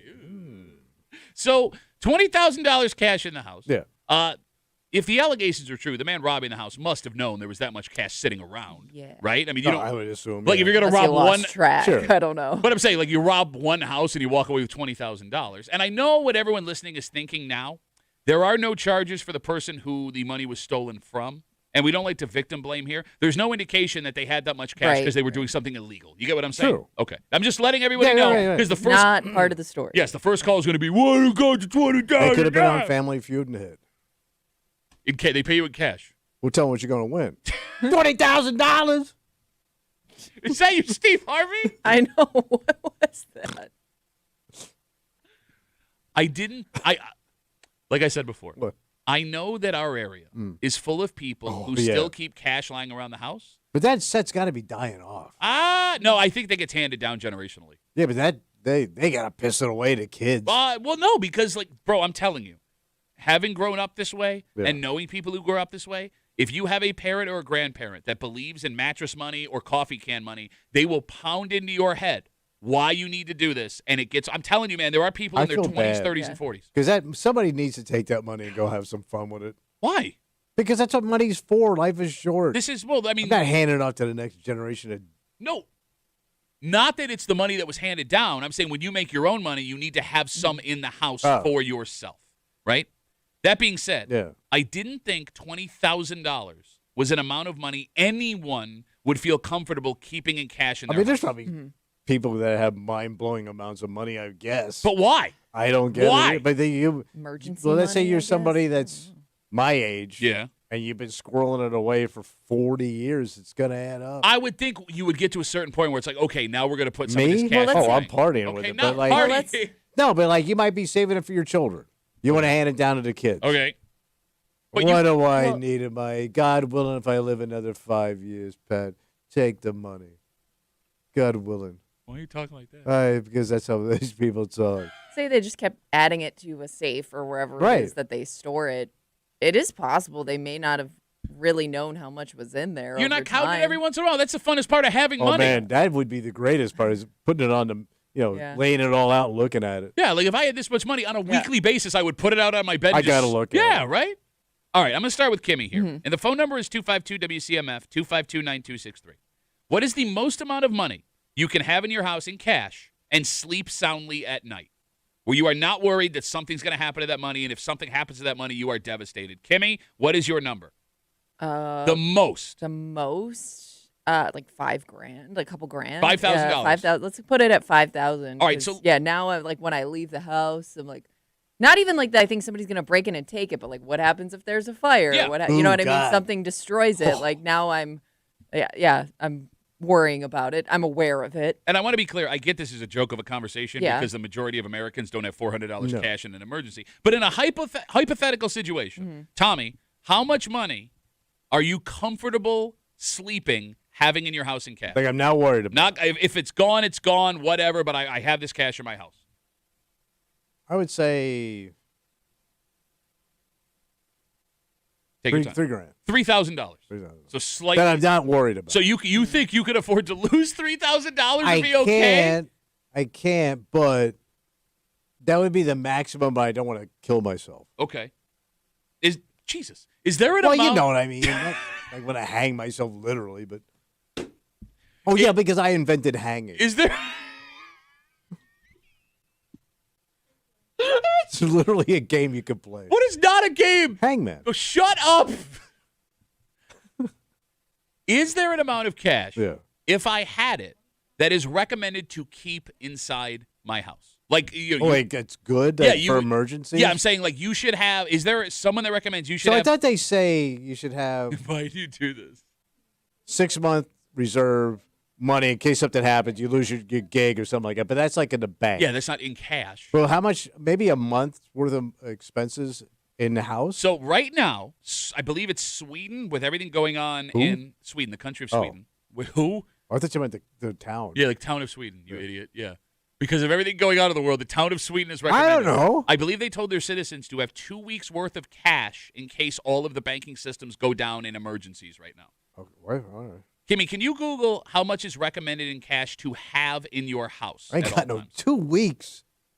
They say 2 weeks, so in case all grocery stores and stuff have to go to cash. But again, they're dealing with something different than we are now. For now. Okay, all right. You know what I mean? I also feel, quick sidebar, the moment that the U.S. government is like, you should probably keep 2 weeks cash in the house at all times, that's when I start to get scared. Oh. You know what I'm saying? Okay. Like, hey, I don't, if the government's telling me I need money, just because I'm like, Okay. I'm 20 years behind having 2 weeks worth of cash in my house. Yeah. Because like, I would spend it. No, but because it can only hang. It wouldn't hang in my house a mon't before I'd start tapping into it. You wouldn't like go near it and then be like, oh, wait a minute. No, my what wife if? could do it. I can't. Okay. Because let's go have some fun. How are you so bad at this? Come on, let's go out to dinner. 252 WCMF. Again, we're talking about this 48-year-old man arrested after a crime police say happened back in December. They say he went into a house with a possible rifle and stole $20,000 cash, fled the scene. And again, even though we're a town full of mattress money, $20,000 seems like a lot of cash to keep in your house at once. Joe's on CMF. Hey, Joe, how are you, buddy? Good, how are you? Good, hey, Joe, where you going with that cash in your hand? That's it. Where you going with that gun in your hand? I have an enormous, a life-changing amount of cash in the house. All right, when you say life-changing, you got to give us a number now. You can't just say that. No, I can't give you a number. Nobody knows who you are, Joe. Joe with the cash. Let's say $20,000. I could wipe my ass with that. Well, I mean, I wouldn't because it would probably make it not good anymore. But the thing of it is, it's kind of funny. The two things I want to say is you said the funnest part about it is counting it, which I do often. I love counting it. And the other thing is I'm worried sick every time I leave the house is going to burn down. Is the safe good enough? What happened? You know, it's so why do it? Nail on the head. So what's the point of having all this money? Well, it's not about having the money. Without getting too specific, I ended up with this cash. I say I've been in blue collar for many years, and a lot of the jobs are cash. And you can't put the cash in the bank because then people start asking questions. Oh, is this Joe T? Under the T? Joe under the T? Joe under the T? Joe under the T. You got it. All right. I got money in the bank, too. Don't get me wrong. People write checks occasionally. But, it scares the crap out of me to have this kind of cash. All right, Joe, but, like, if around. you talk about, like, paying taxes versus your house bursting into flame, I mean, it ruins you, right? Like, right. You're constantly don't think worried. I haven't thought of it. I have. All right. I have. All right, so, Joe, are you just going to ride this out like this for the rest of your life? More than likely, yes. All right. Well, avoid all matches, buddy. Joe, thanks for the call. Have a good rest of the day. That's Joe wipes his ass with $20,000. I don't want to tell you how much, but it's a lot. I love guys who do that. You can just say the number. Right, we don't know you. Right, it's not like the U.S. government, if they're listening and no seasons, you'd be like, oh, he didn't say the number. We can't go get We're him. running up old Joe's. Royce writes us on Instagram. Royce. Duffy on WCMF, easiest way to get us. He says, when my wife's grandfather passed away, the family found almost $70,000 in his gun safe and another $5,000 in a coffee can in his wood shop. I know her mom keeps the cash in the house to this day, and I know other relatives do as well. That's just the way this family does things. 75 You know what would be such a tease about that is if you found all that money and you found it in weird places, you'd have to think you're still missing some. You would be still like you would missing never some. know I'm when gonna to keep stop digging. looking. But you got to sell the house at some Yeah. point. Yeah. We'll get there. You'd Did you- wonder like what the actual total was. You never think you got it all. I mean, you hear these stories every once in a while, like the janitor at like a high school that has $1 million in yeah. cash, right? Like, let's say you find the 70 grand, you find the 5 grand, you're like, yeah, we got 75 grand, and then the person who buys the house finds $150,000. Again, you want to kill yourself. Oh my God! Stop saying that. You want to. You shouldn't. Going back to Joe, because my first thought was What? when I saw this $20,000 story, this is someone who works under the table, right? It could be. So, and for those who may not understand how criminality works, if you get paid in cash and you put it in the bank, that is now traceable money. It's flagged. Exactly. One of the funniest things about being a stand-up comedian is Wasn't your act. there were a lot of clubs that would pay us in cash. Yes. Right? So if you wanted to, you could put that in your back pocket and just walk away. Yeah. And the amount of comics we knew that got busted for tax evasion, because here's how stupid they were. Yeah. They would put on their taxes because they would get paid, 80% of their annual salary in cash, right? Yeah. Annual income. They would mark down, like, I made $30,000 this year, and then go buy an $80,000 Escalade truck. Yeah. And then how'd they catch me? What? How'd they know? $80,000 cash for a car? I don't want. Is there an amount of money you'd be willing to risk your life for? What do you mean, like to keep in the house? Well, okay, so like in this story, for example, allegations say this guy walked in with a possible rifle and walked out with $20,000. All right, Tommy, let's say that's all the money you had in the world. 20 grand. That's it. In That's the it. house. Yes. That's and your it's there. savings. Yeah. If he leaves with that money, at your age, you are broke, and let's face it, the odds that you get anywhere near that money, again, zero. Would you consider fighting a man with a rifle for it? Well, first of all, if I had that kind of money in the house, I'm not having an argument. I'm getting a gun. Oh, you're going to buy a gun? Oh, yeah. Oh, yes. I got 20 G's Wait in a the minute. house. You think you're going to have a quick draw at the OK Oh, Corral? no. I'm giving you one of know. them assault ones. What? But you're gonna. Here's the thing. Now you're like, breaking two laws. How's that? Well, your tax evasion and I don't think an assault rifle No, is one of them legal ones. legal assault rifles. Legal ones. Oh, gotcha. No, Hey, can but I what get do you? Wait. When that guy walks in your house with holding a what you think is a rifle, you're doing. Wait. I gotta go get my gun. Yes. Hold on. Stay right there. I'll be right back. We're She's right. having an old-fashioned shootout. No, you'd have to walk around with your gun at all times, you idiot. All right, I'll get a pistol. You're going to keep a pistol on your hip in your house at all times. I got 20 grand. Okay. Yes. So you want to get open beer cans with it? Boom! Can you do that? No. Oh. You can, but you shouldn't. I'm getting a No, you would have to, like, you can't let them leave. If that's Bro, all the money you got, you're going to starve to death. I've seen how long it takes you to get out of a chair. You think you're going to pull a gun on this guy? I can get out of a chair pretty quick. The second you touch your hip, he's shooting you dead. Yeah, hold on. Oh! Oh, no! I might get a couple of rounds in. You won't. You won't. I'll at least wound a lamp. Okay. Kimmy? Yeah. Is there an amount of money you'd be willing to risk your life for if they tried to rob you for it? Probably not. No? I'm probably handing it over and hoping that. Little Miss Privilege. Well, she's young enough. I don't where want to she- die. She's young enough where she can, like, maybe earn it back. You barely. She would need 7 radio stations to make that money back at the same time. Dalton writes us on Instagram. Dalton's got cash. Dalton dollars. Duffy on WCMF. I keep my money in a safe. Easiest way to get us. He says, my mom is famous for hiding money in random things around the house. She tells me and my siblings not to throw anything out before we check it, from flower pots to random books and magazines. She'll stuff money in everything but a bank. Man, I ain't going through Ma's house when she ain't looking. She don't even remember where it is. You're going to steal from your mother? She ain't going to miss it. Bro. If your mother doesn't remember where she put money, why wouldn't you? If you found it, why don't you just take it? Why was that? That's not a sin. Kimmy, did we get a Google for how much cash we are recommended to have It's in a house? a pretty wide range. It says you should generally keep enough cash on hand to cover 1 to 6 months of living expenses. Wait, at the house? What? That's what it says. Cash. 6 months in cash. Cash. 1 to 6 months of The keep average enough cash All right, so to cover 1 to 6 months of a living expense. All right, so the average American makes what, $55,000 a year? Yeah, but right? but these are your living expenses. I understand. I'm about to try and do some math for you here. Well, this is going to take till tomorrow. Okay, so what is that? Is that $10,000 then after taxes and like what's left over to buy groceries? But then Like, this says, hold on, I'm scrolling. It says, for starters, try to save $1,000 for emergencies. $1,000. Then gradually build up an amount that can cover 3 to 6 months of expenses. who's got that kind of money? And then how long is that going to? By the time Yeah. I get 6 months of money, the world will be over. Like, I won't even make it. I also love how they pick 6 months. Yeah. Right? Like, why Then is that what? the number? Yeah. Is that the average time it takes someone to find a new Oh, job? maybe. Or is Maybe that get back the worst on thing your that's ever feet. happened to us would be a 6 month time frame? I think this is more a personal emergency. Yeah. 6 months. Well, yeah, but those things can affect you, like COVID, Okay. like things like that, right? Yeah, Like I guess you're everything- right. Like your job went away for 3 to 6 months. I guess you're right. All right. Oh, yeah, no, that's a good call. So- Tim Wright. Right. Thank you. Right. Tim writes us on Instagram, Duffy on WCMF. We were asking how much money you would feel comfortable keeping in the house. He says, I know firsthand someone who has 6 figures cash in a safe in his house. I think everyone should have $1,000 to $5,000 on hand in a safe. Side note, what's the difference between cash and having tens of thousands of dollars in jewelry, gold coins, bars, or sports cards? Valid. I mean, I wouldn't keep that stuff in my house either. Gold bars. Well, I mean, there What are. are you, a railroad baron? Bro, you laugh, man. We know how popular buying gold is right now. By the way, is gold down? Did I see that on some news story the other day? I think oil's up, gold's down. Okay.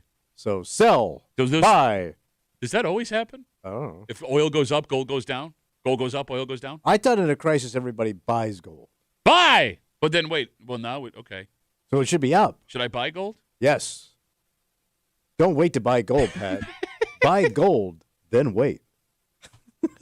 You know, the funniest thing, like having this much cash in your house, you'd also have to spend money to keep the cash safe. Yeah. Right? You would have We to got to have get a safe. Yeah. safe. It would have to be fireproof. It would also most likely have to be a hidden safe because if somebody walks in and finds a safe, Right. Oh, yeah, famous. Yeah, you had to have like a painting and you move it. that would be fun.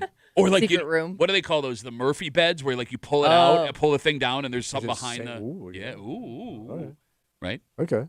Like on top of that, you couldn't tell anybody you had that much money in the house. But your wife's going to know and you're going to know. Well, but I'm saying I would even be worried telling my wife, like she may accidentally say something because, like in this story that started the conversation, this person had to know this 20 grand was in the house for them to go to this house and Sure. rob them. So somebody ran their mouth. Yeah. Yes, exactly. Like that would be my biggest fear. Not fire, not whatever. It's somebody knows mouth. the money's in the house. So luckily, I don't have that problem. Me neither.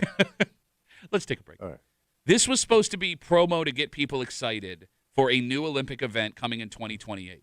And the hype was already there, right? You were going to have some of the biggest sports superstars in America competing for their country for the first time. Great. And this event they had yesterday could not have been worse. How could it go so bad? So you said, of course, that NFL players would be successful at flag football. Because he said that. Yep. Yes, you're right. And when I told you there was already a United States flag football team that was upset that they were being passed over, you laughed in my face. Yeah, because why would you use these little weaklings when you've got men, real men that play the game, Patrick? Here's why. Why? Did you see what happened? No, I didn't. We'll share it with you next here in the break room. Let's CMF.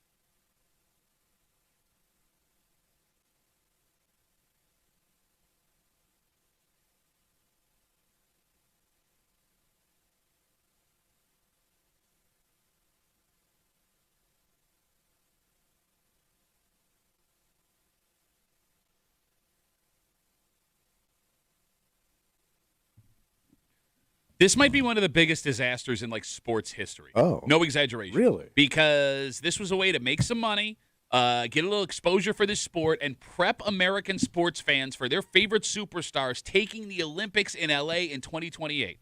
And what it has done now it's given legitimate argument to people you've never heard of that they deserve these spots more than these names that we know. Oh.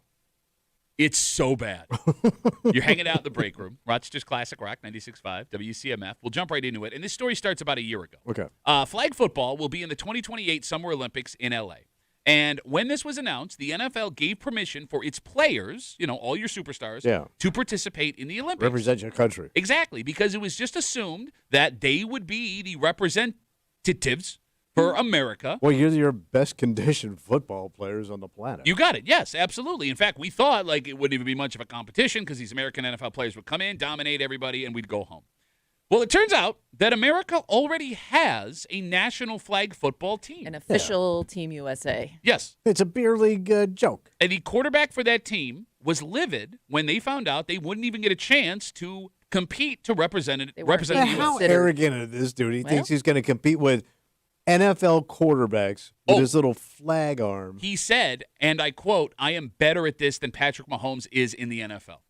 But he goes on, quote, "We don't think they're just going to be able to walk on the field and make the Olympic team because of their name, right? They still have to go out there and compete." So this little animosity gave someone an idea. All right. Tom Brady and the company Fanatics put together this event. And it was supposed to happen, I believe, in Qatar, but there's stuff going on over there right now. So they brought it back. They canceled it? No, they didn't cancel it. They brought it back to America. Okay. 2 teams of NFL superstars, including Brady himself playing quarterback at times, Joe Burrow, Jalen Hurts, Stephon Diggs, among others, took on this amateur USA flag football team. So it was 2 different NFL teams that played this USA team at different times. Okay. And the NFL superstars got their heads caved in. What happened, man? The team of weak-armed, as you put them, amateur flag football players, guys who have day jobs and do this on the side, beat the NFL stars a combined 106-41. How is this even possible? Both Eagles quarterback Jalen Hurts and Bengals quarterback Joe Burrow threw pick sixes. It was one of the most embarrassing displays of sport you have ever seen. Not great. Ever. And you ask, how does this happen? How? It's because flag football is a different sport than professional football. The same ball. It's a shorter field. Different strategy. More narrow. Not as physical. 7-on-7. Yeah, I mean, these guys have been playing differently. Exactly. Yeah, but the fact that these guys can pass a football at that speed and that accuracy. To the other team who then pick it off and return it for a pick six. Yeah. Tommy. I'm shocked. I watched highlights of this thing. These NFL players were outmatched in every single aspect of this. So, what happens now? That's a great question. I'm sorry, Kimmy. Well, yeah, because even if, let's say, the argument is, well, NFL players just get them going a little bit and they'll be the better team, but they're not going to have time to do that. No. I mean, that would just be a side thing for them. It's not like they can put a full-time effort into being a flag football team. All right, let me ask you this. Yes. Let's take another sport. Let's take hockey. Yeah. There's street hockey, right? Mm-hmm. Rollerblade, all that stuff. Yeah. And there's the NHL. Mm-hmm. So if you took the best NHL guys and put them up against a street hockey team, who would win that? I would argue the roller hockey team, because there are amateur roller hockey teams. In fact, there's national roller hockey tournaments. The USA has one of those. I'll give you an example. So the NHL guys with all that on rollerblades speed, they're still skating. Yeah, but and different. they're it's developed. I mean, though. these guys train. I understand. Look, I'll give you an example. So not only is there basketball in the Olympics, a couple of years ago they started 3-on-3 basketball. Yeah. And there's Jimmer Fredette was a former NBA player, but these weren't NBA superstars. They were guys and girls that Maybe were had chumps. a cup of coffee. Yeah, in the schlubs. NBA. Yeah. But their games were tailored more towards it because it's a completely different sport. Right. Look, I mean, I always would bet on the pros. Tom Brady in an effort. Well, don't forget, the dude's ancient. Well, no, but Okay, Joe but Burrow, they had other guys. Yeah, and he's a good one. Jalen Hurts threw pick sixes.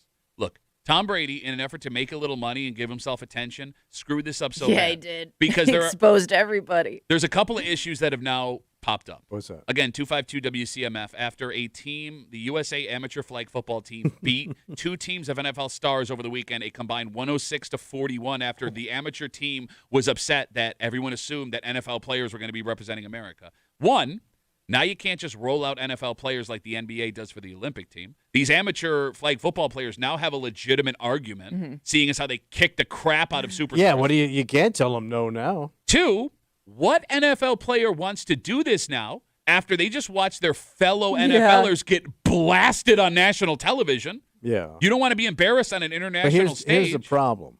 Like, not having the NFL guys in, I mean, that was the draw to watch. Yeah, I mean, I want agree. to see these guys.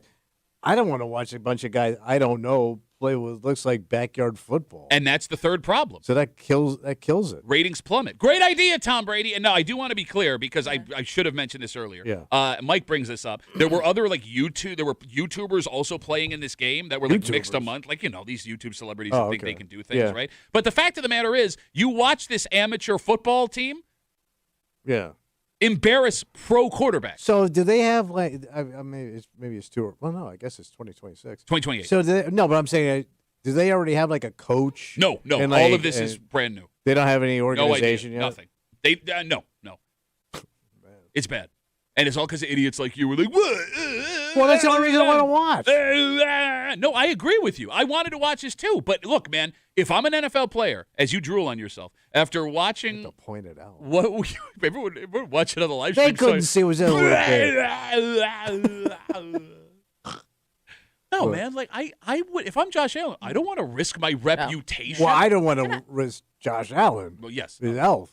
You don't think, though, even without the NFL players, people aren't going to watch it in the Olympics? I mean, we watch all those Olympic sports where there's no names, and then you learn their names after they're really good at something. I will watch it. The Olympics are just full of, I mean, that's the beauty of the Olympics. You learn all about athletes you didn't know existed. Right. You're also watching sports that I don't have any criteria for what's good. Like when I watch skiing, that's the best skiing I'm thinking I'm ever going to see. Yeah, good point. I can watch the best NFL but games. You don't really, but this isn't a typical NFL game. It's but I guess I got something sport, to compare it to, which is the greatest game in town. But if they're the better athletes at the sport. Look, Kimmy, I agree with you. I'm going to watch it no matter who's playing, right? But I think Tommy's right. Like if you talk about the average American, what the ratings are going to look like with Jalen Hurts and Joe Burrow versus guy whose name we still haven't said because I don't know. Has a day job. Yes. Yeah. Unless they lose.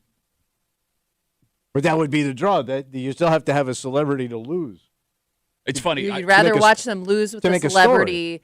You'd rather watch them lose with a celebrity than win with a no name. Right, because even losing a celebrity puts it on the map. That's a story. I agree with him. That's the drama. Like and by the way, what an accomplishment if you beat an NFL professional. So I forgot this was on. It was Saturday, right? After we got they televised. Yeah, it was on TV. It was a made-for-TV event. Kimmy, when we got home from Buffalo from the tournament, I clicked on it by accident looking for basketball, and one of the pro teams was getting blown out, and one of the commentators, like, they don't know what to say, and he's like, wow, keep in mind, these are guys that have regular jobs, they don't train full-time, and like one of the amateur guys had just made this like unbelievable sideline diving catch. 252 WCMF. Damn. We'll take one call. Dave is on CMF. Hey, Dave, how are you, buddy? Great. All right. Sorry.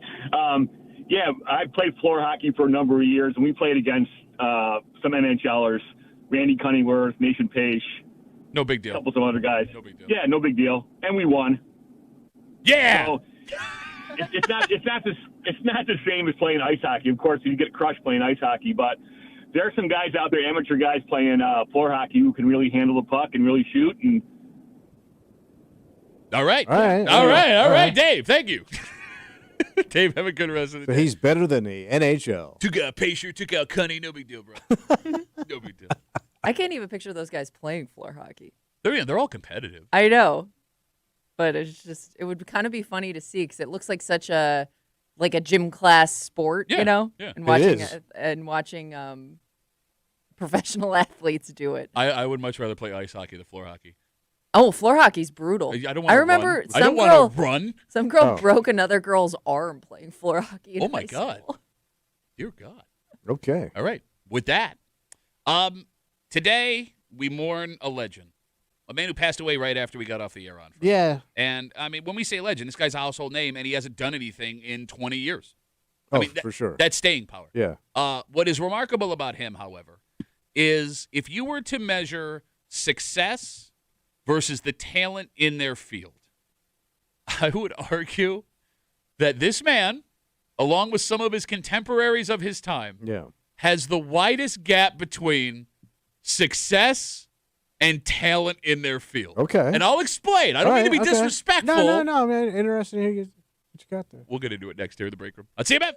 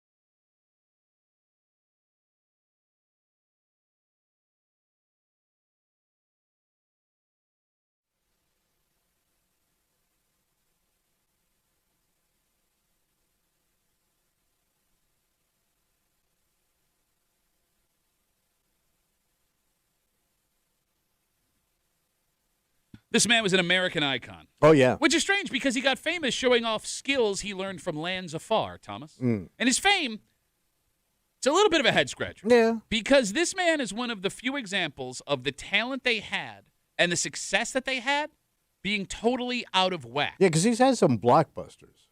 Has he? Well, that TV show was huge. Okay. And I think he had a couple of movies, Okay. too. Where He was in some movies. Put a pin in it. All right. You hang it out in the break room. Rochester's Classic Rock 96.5. WCMF on Friday, right after we got off the air, we learned that action movie legend Chuck Norris died at 86 years old. Did you see how he died? So I know he lives in Hawaii now. Yeah. Which is not really near Texas. Well, he And, walkered all the way to Hawaii. wow, that would make him Jesus. But I guess he was working out. They showed him like a video of him working out with his trainer. And then like shortly after that, they rushed him to the hospital and he died. So the story says he was taken to the hospital after a sparring session with his trainer. Yeah. Oh. Did someone accidentally beat Chuck Norris to death? Oh. Or hit, Not so tough. No, or did he I get guess hit not. somewhere? I don't know. He's 86 and he's still sparring with Yeah. a trainer. Well, they were doing like mitt work. Okay. But Take that, Chuck. So for those who may not know, Yeah. Chuck Norris started out as a competitive martial artist and trainer. That was his beginning. so didn't he fight Bruce Lee or like they did like some I'm kind trying of to like get there. I'm I'm trying sorry. to get there. Jesus Christ. I know He you got wants to Chuck get out Norris his facts. Chuck I know you got Chuck Norris facts. We'll get there. I'm sorry. Well, because there are young people who may not be aware of Yeah. Chuck Norris. He was in the Air Force. He got out. He started training Hollywood actors. He broke out in With Bruce Lee. Enter the Dragon. Okay. Oh, you don't know the name of the movie and you're trying to jump ahead of me? I knew there was a reptile involved. Okay. He then They're trained. reptiles, right? So that was his introduction into Hollywood? So I don't know if that was his first role, but that was Okay. his big Yeah. breakout role, Enter the Dragon with Bruce Lee. He then trained legendary actor Steve McQueen in martial arts, who got him an inside track, and the rest is history. Okay. Now, I want to say right now, I don't want to take anything away from Chuck Norris, right? He took the skills that he had, and he made a life Oh for my God, himself yeah. that none of us will ever come close to. But the fact of the matter is this. Chuck Norris was a terrible actor.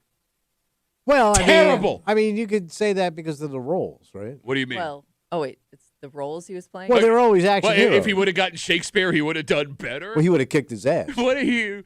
There is not a movie or TV show in which Chuck Norris speaks that he is good in any way. Well, he's just kind of playing himself every time. Yes. well, I he's mean, a- that's part of it. He plays a tough guy. Okay, yes. But I mean, I'm Chuck Norris. You hear what happened to him the other day? What happened? He got bit by a cobra. Yeah? 3 days later, Uh-huh. that cobra died.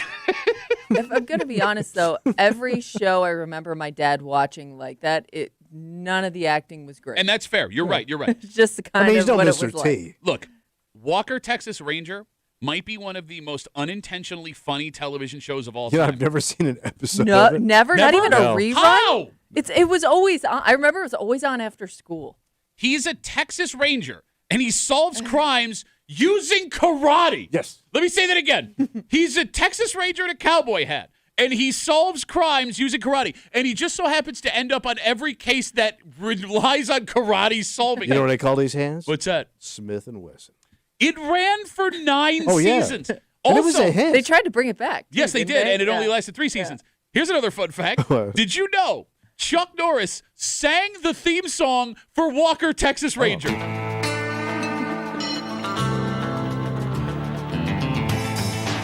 Wait for it.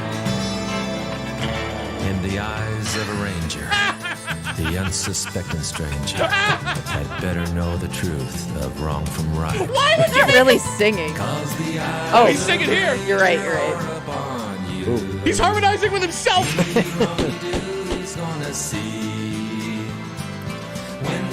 This is only 45 seconds, by the way. I know it feels like an eternity. This is only 45 seconds. That's where the ranger's gonna be. Why would you have him sing the theme song? I mean, why not? Budget Why not? constraints. Oh, He was also- probably insisted. so didn't he also do the fitness thing with Christy Brinkley? We'll get to that. Okay. Sorry. 252 WCMF. What? Chuck Norris passes away at the age of 86, and I'm here to argue, again, not to take anything away from the man, the guy. But he sucks. No, he sucks as an actor. And somehow he kept getting roles in these movies and TV shows. Again. Well, and the roles were like centered around him, too. Yeah, It wasn't he's even a- just yeah, like he's he was the a side character. Was Chuck Norris, 252 WCMF, 252-9263, the most successful person with the least amount of talent in Hollywood? And I mean, He was good at karate. Okay, great martial artist. I Yeah. mean acting talent. I mean musical talent. He is so bad at acting. Yeah.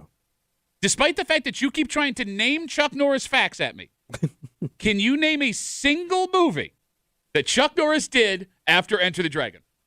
No, but I know that he had some hits. Name one. I can't. Wasn't there one But where that doesn't mean they don't exist. Name, bro. what was the one where he's training somebody in martial arts?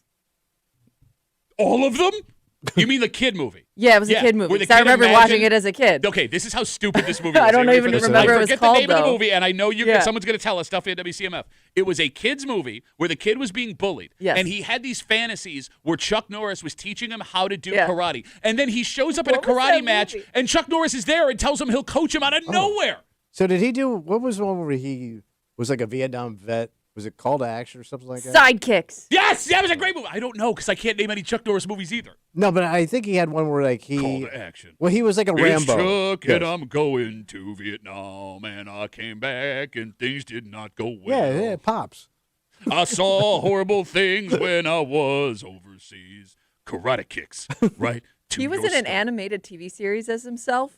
That sounds right. In 1986, it was called Karate Commandos. Shut up. No, it wasn't. No, it wasn't. A 5-episode animated TV series starring Norris as himself. Okay. You know how quickly that movie ends in real life? He's been deployed to war to do karate. Chuck's here. Bang! It's over.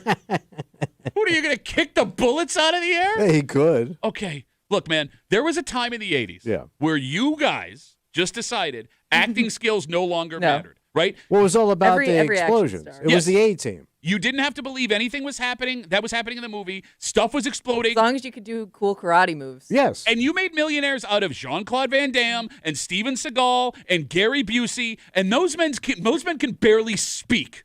Like, seriously. And all of those men, including Chuck Norris, starred in multiple million-dollar blockbuster movies over a 10-year period. Oh, yeah. And it's not like you didn't have action stars that could act. Like Sylvester Stallone had acting chops. As silly as Arnold Schwarzenegger was, he could do comedy. You know what I'm saying? Yes, he could. But those guys had their run, too. Can you please... I mean, it wasn't like you were taking bread off of Arnold's table. No, I'm not saying you were. I guess what I can't get, What's that? and what I need you to explain to me, is how this time in history, why grown-ass people saw these movies and go, yeah, yes, we need more of a man that can barely speak doing karate in our lives. Sometimes talking don't count. Got that?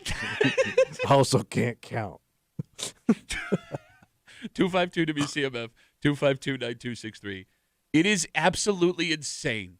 How much? What are you laughing at over there? I'm reading So there's the other movie called Forest Warrior. Came out in 1996. It was an adventure film where Norris plays Jebediah McKenna, protecting the woods with his supernatural abilities. It was supernatural. We could sit here till 10 Yeah. and read the synopsis of Chuck Norris movies and howl with laughter. It would be the best show we've ever done. But it was such a success. The guy was a household name.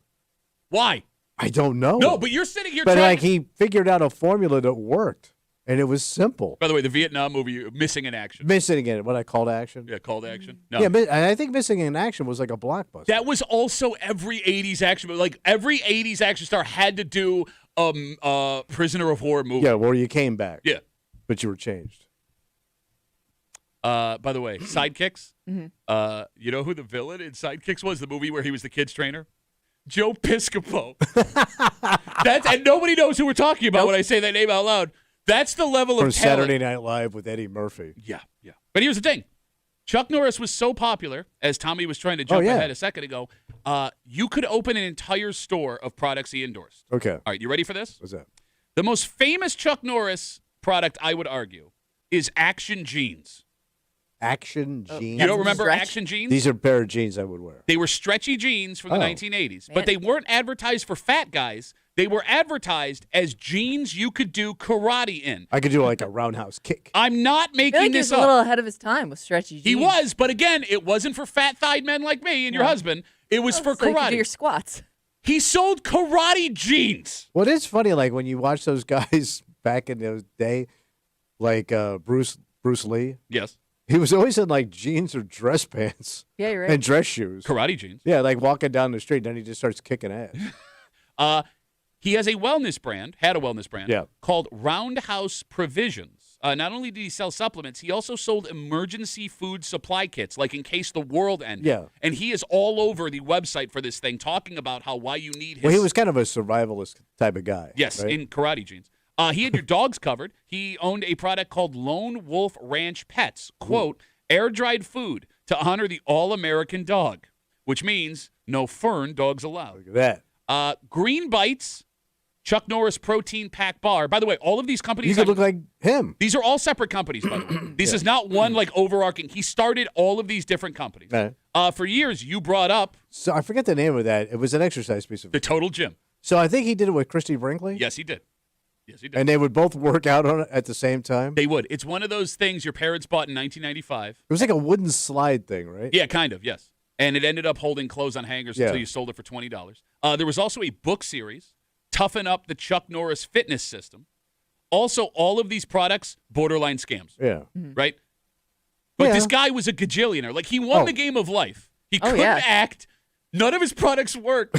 And he's still revered as like this, like, it's Chuck Norris, man. And proud American. Yes. Even though his name isn't Chuck, it's Carlos. So you said he was half... I think he's Mexican. Well, he's half Mexican? Can we check this out, Kimmy? Oh, okay. Sure. His nationality? His name is not Chuck Norris. It's Carlos. I want to say Sanchez, but that seems too on the nose. Carlos It Sanchez? seems too on the nose. Look, I respect for the guy for pulling this off, Oh, right? But yeah. like, I'm watching. He's Cherokee and Irish. What's his actual real name? Hold on. He's Cherokee and what? Irish? Oh. Yeah. Irishiki? Hold on. So he's half Native American, he's half Irish. Okay. Carlos Ray Norris. Okay. So he wasn't Mexican. McGillicuddy. Hiya! I guess you'd have to change it. Like, if you walked into a karate studio in the 1970s, they're like, here's who's going to teach you. Carlos. Everyone's probably watching. Okay. Right? Yeah. Right. Like, respect to the guy for being able to pull all this stuff off. But I'm watching all of these, in memoriam, and they're talking about, like, his acting career and all the success that he had. It's like, how did this happen? But he was always that go-to guy for, like, politicians and, movie stars wanted to be around him. He's photographed with everybody. Why would you want Chuck Norris to endorse you as a politician? But even beyond that, like, you could look at a billion photos of that guy standing around like world leaders. Yeah. That wanted to meet Chuck Norris, like when I came over here. No, I agree with you. By the way, people are now nominating folks with the least amount of talent with the most success. Shoop nominates William Shatner. I can get behind that. Well, yeah, but he kind of leans into the character. Like he gets the joke. But what did he do outside of Star Trek? Well, no, he had a TV show. He had a long-running TV show where it was like a detective series. What was it called? T.J. Hooker. Okay. Oh, no, not your mom's show. I'm talking about what. No, I think. Oh, you're right. No, she was B.J. Hooker.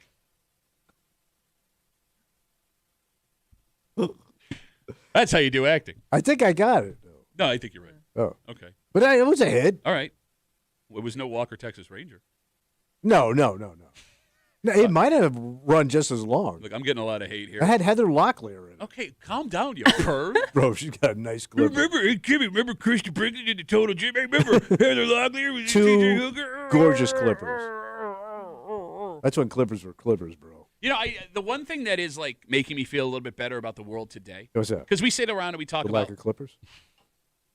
like all the talentless people that somehow get famous and become rich. Yeah. And like, don't get me wrong, Chuck Norris had the martial arts background, so he had something to like get him off. Yeah. You know, right. You know what I mean? Off the schneid. But like, if you look back in the history of like American entertainment, the Jean-Claude Van Dammes and the Steven Seagals and the Chuck Norris and the Gary Buseys, right? Like, I guess there's always been Kardashians and Logan Pauls along the way. You know what I'm saying? Okay. Like they did one little thing that got them attention, and then they just. But somebody had to hire him. Yeah. Think about that. Like, not only did you get lucky, but somebody had to look at you and go, "I'm going to pay you millions of dollars to do this. I'm going to invest in you," which is pretty incredible. Yeah. What? I don't know. You just hate Chuck Norris. I have nothing against Chuck Norris. Anti-American. No, I can. Old socialist pack, give it all away. And he found a niche thing, and he went with it. No, I'm amazed by what he was able to accomplish. I just don't understand it. I don't get it. I mean, it's schlocky, fun TV. Okay. Just want to watch people beat the hell out of each other. It's like the WWE was like set to like Rangers. No, I agree, but the difference is the overwhelming majority of WWE fighters don't become billionaires. You know what I'm saying? Hulk Hogan did. But I said the overwhelming majority. I mean, we found the world's biggest Chuck Norris fan. Well, they're out there, man. I had asked, can you name any movie that he was in, and you couldn't. Kimmy couldn't.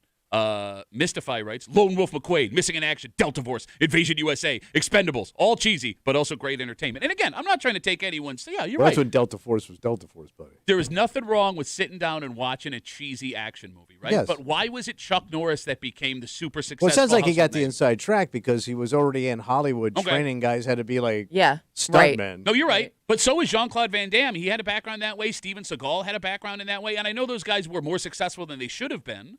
Yeah. But they weren't He also Chuck looked Norris. the role. He had a cheesy look that role guy. The beard and the hair? Yeah. And he never changed his look either. Yeah, he it always stayed. looked the same. Jim brought up. He never got fat. Steven Seagal got huge. Huge, and he's Russian. I forgot that Ben Stiller flew him to Hollywood for a 30-second cameo in Dodgeball. Yeah, he Remember was that? in that too. Thank you, Chuck Oh, Norris. yeah, didn't he judge it or something? He just did. gave a thumbs up. He was the thumbnail. Yeah, thumbs up. That's talent. All right, let's take a break. How did this man get from the start of this story to the end of this story? What happened? Everything about every detail in these allegations is alarming because, he works for the state as a law enforcer, but you wouldn't know it based on what he was arrested for and what he allegedly did to get there. Oh. I'll explain everything. We'll do it next here in the break room on CMF.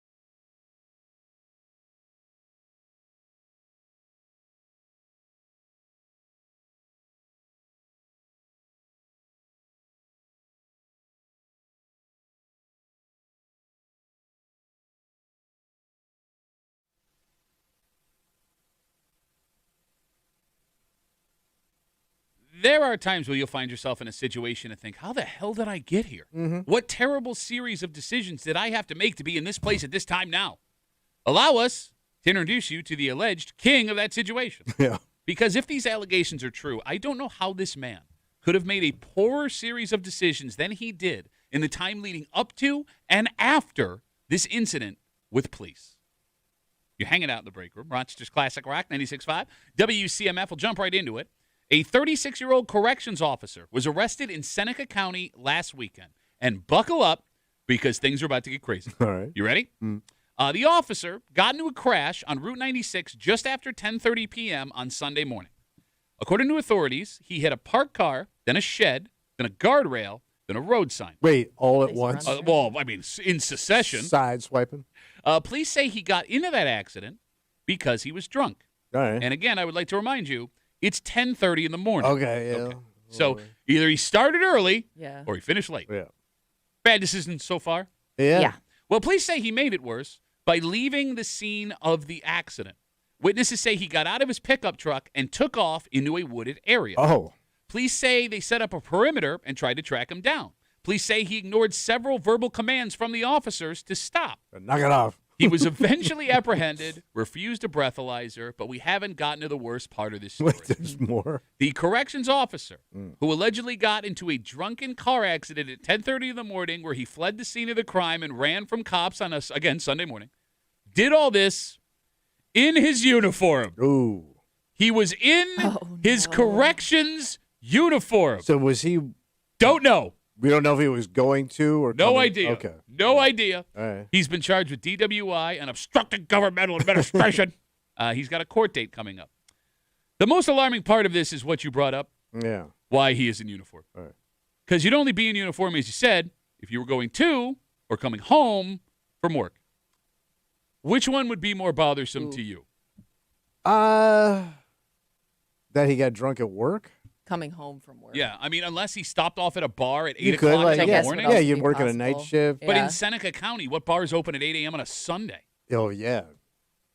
Is there something we're missing? 252 WCMF? I doubt there's any place that serves alcohol that early in the morning. Yeah. All right, so let's just say in a hypothetical situation outside of this story, right? Would it be more worrisome that he was drinking on the job at a prison, this person would be drinking on the job at a prison, or that they were walking into the start of their day drunk? Oh. What's worse? I'm guessing starting off drunk. So you're fine with him? No, you disagree, Kimmy? I'm not fine with either, but, I mean, you're showing up drunk.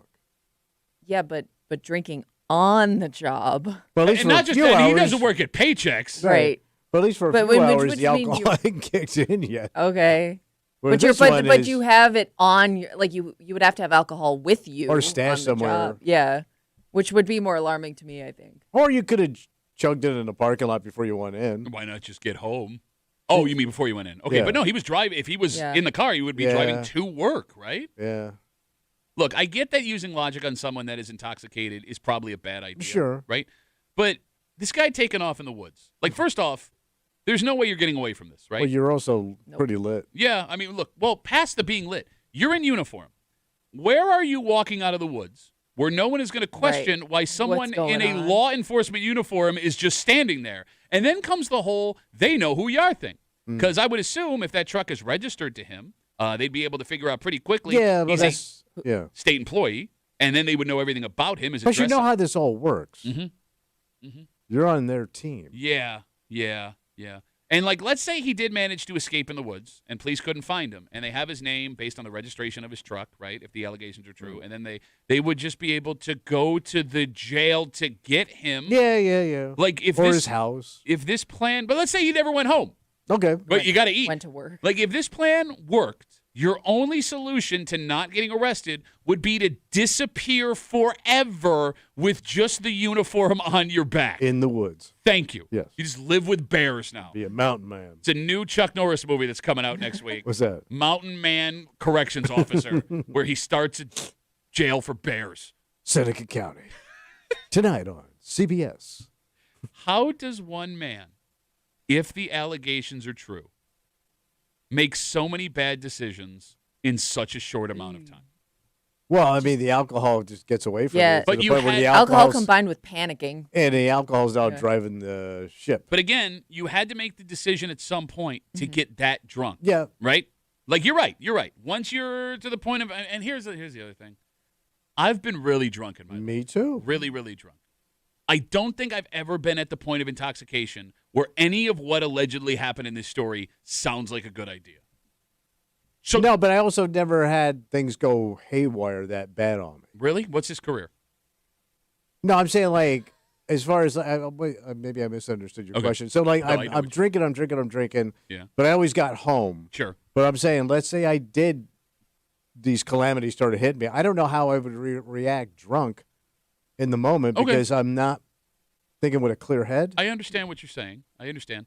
But if that were the case, like if that's a legitimate excuse, every drunken car accident, we would see people sprinting into the woods. True. And it's a rare occurrence, thank goodness. Maybe he's also scared because of who he is. Okay. And he realizes, man, how bad this looks. Okay, but again, yeah, how do you explain your car when you got to call your car in stolen from the woods? Yeah, you did run into the woods. Not to mention, I mean, let's say you got a name tag on. Yes, like if you didn't show up for work, it's too late to call in your car stolen. Yeah. Oh, I'm going to be late today because I just remembered my car got stolen 5 minutes before my shift starts. And if you're drinking coming from where you were, they're going to see you on video. Man, it's a prison.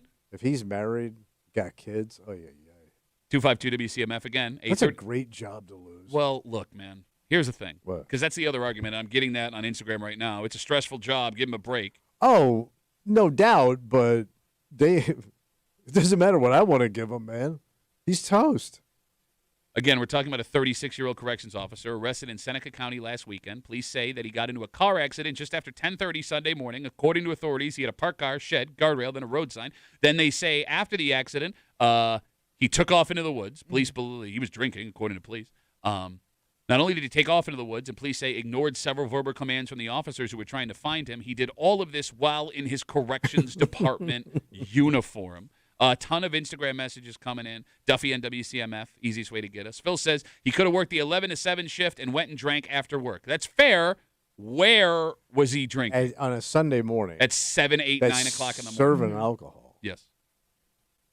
I'm guessing no.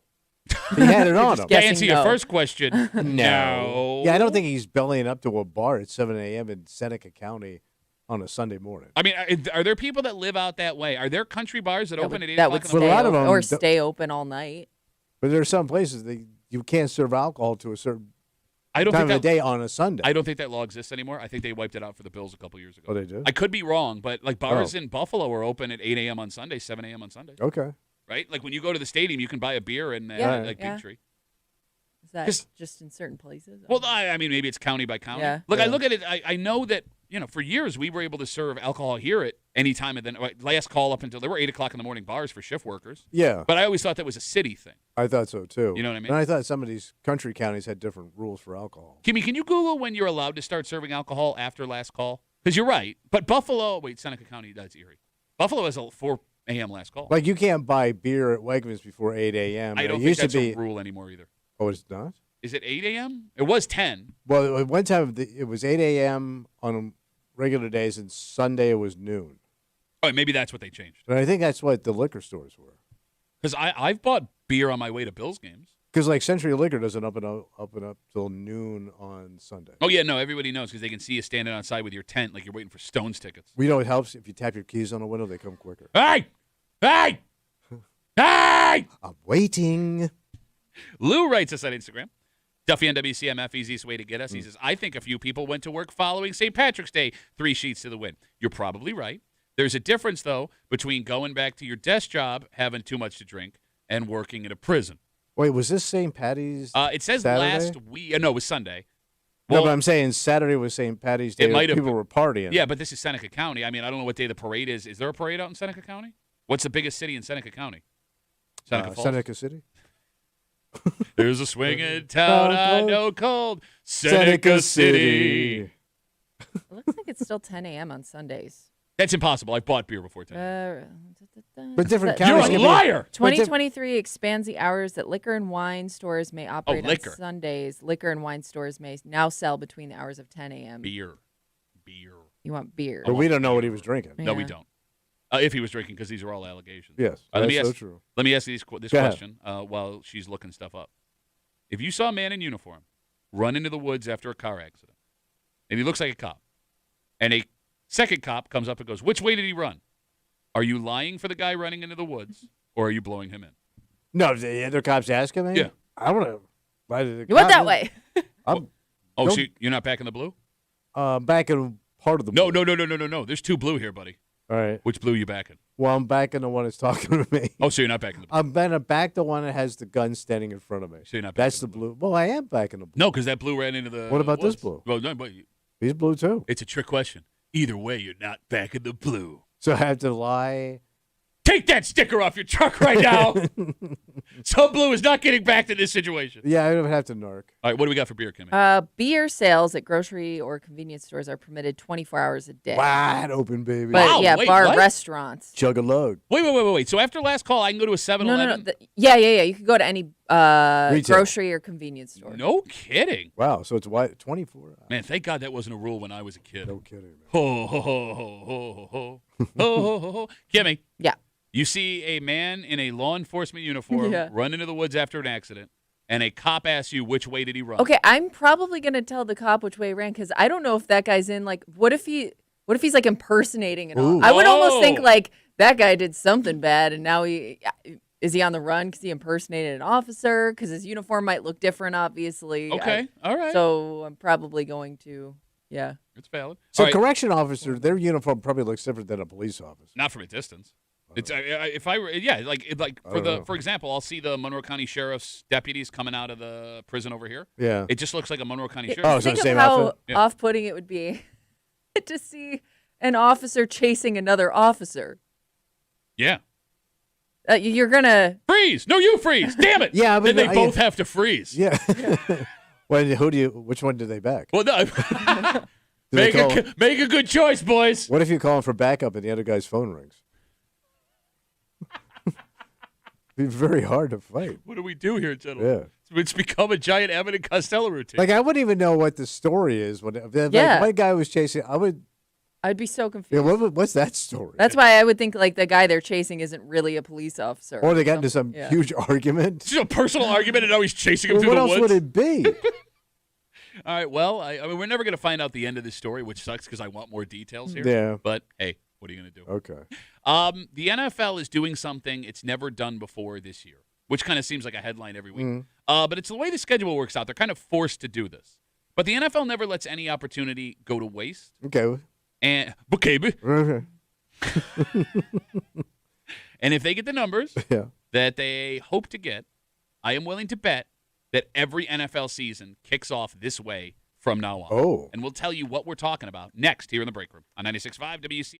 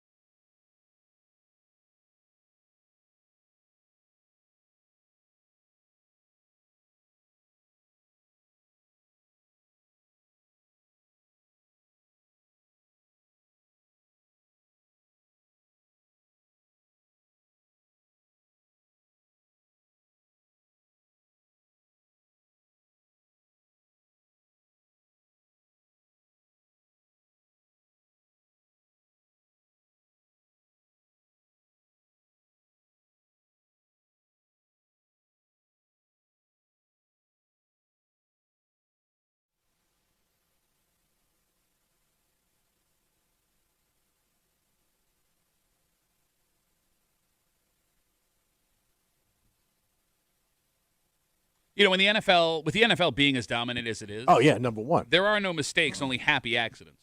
Happy accidents you can take advantage of if things go well. Okay. And it seems that the NFL will not rest until they own every single effing day of the week. So what are they doing now? You're hanging out in the break room. Rochester's Classic Rock 96.5. WCMF will jump right into the story. By the way, I'm sorry, we won't. We have Red Wings tickets to give you. Oh. The opening day for your Rochester Red Wings is a week from tomorrow, March 31st at Innovative Field. Sit tight. Before 10 o'clock, we will have a 4-pack of tickets to the home opener next week. Don't call now. All right. Not now, but before 10 o'clock, we will get you those tickets here from your friends in the break room on CMF. So it's about to be a strange season for the NFL. What are they doing now? So the way that the calendar has worked out, it will be the first time in a while that the Super Bowl will be played not only on Valentine's Day, but a day before Martin Luther King Day, which means a significant amount of Americans, and don't write me and tell me you don't have the day off, I'm sorry, will have the day after the Super Bowl off. Oh. Which is great. Yeah, you've been talking about this for years. Yeah. But the counter negative to that. What's that? All right. So there is a rule, a federal rule in America that says after a certain time in September, the NFL is not allowed to play games on Friday to protect high school and college football. So they are moving the normal Thursday night kickoff game to Wednesday night. This year. Yep. And they will be playing the first ever Australian football game on the traditional Thursday night opener. Wait, so they're 12 hours ahead? Does that sound right? Something like that. What do I look like, Rand McNally? I don't know what you look like. You're an idiot. So how does that? So what time do they play that game over there? Well, if it's 12 hours before that. So they're playing in the morning. Kimmy, can we check what the time distance is? All right, so let's say it's a 6 o'clock. Well, it's an 8 o'clock kickoff. Yeah, maybe. So they're playing at 8 o'clock in the morning. So it's a morning game in Australia. Maybe, unless it's a set and it's ahead, right? So you could do it at 9 o'clock in the morning and get a prime a 9 o'clock at night game. I don't know. How did they pick Australia of all places? It's one of the countries they haven't been to yet. It's the first ever NFL game in Australia. By the way, don't be surprised by this. We talked about this multiple times. All right. So, but it's going to happen on Wednesday. Oh, my God. All right. What? They can't play on Friday. I got that. The season has to start with the Super Bowl champions defending their championship at home. All right. The Seahawks will kick off the NFL season for the first time ever on a Wednesday night. The Australian game will happen Thursday night, no game on Friday. All right. For the first time in forever. Kimmy, what is the time difference in Australia? 13 hours. So it's a morning East game Coast. over there. So it would have to be, unless they're going to play. Yeah, I didn't see what. So what's the point of this Wednesday game? All right, so they have to play it on Wednesday because that has to be the first game. They're going to play Thursday night apparently in Australia. So for the first time ever, the NFL season will kick off on a Wednesday. Is it in Sydney? Yes. Yeah, so it's 13 hours ahead of us. Yeah. All right, which means opening weekend, you will have NFL football on Wednesday, Thursday, Sunday, and then 2 games on Monday. Wow. And I don't think that this Wednesday NFL kickoff is by accident because they could have just done the Australian game any other time. So you think it's going to stick? I think they're doing a test again because we have seen the NFL play on Wednesday each of the last few years, but they were special occasions. It started with COVID due to necessity. Well, yeah. And then we had the Christmas Eve games that were Wednesday kickoffs, and now we have this. In the beginning of the season, after college football is over, in the beginning of the season and after college football is over, you could feasibly make this work. But how much football before people start getting tired of it? Because of that. Oh, it's President's Day, by the way, not MLK Day in February. Thanks, Caleb. I'm sorry. None, apparently. All right.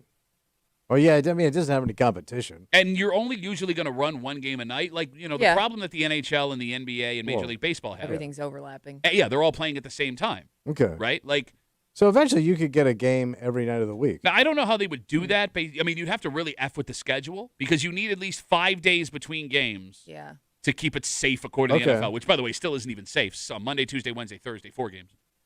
But if you did Saturday games and then Wednesday night football, that's the same gap between Sunday and Thursday.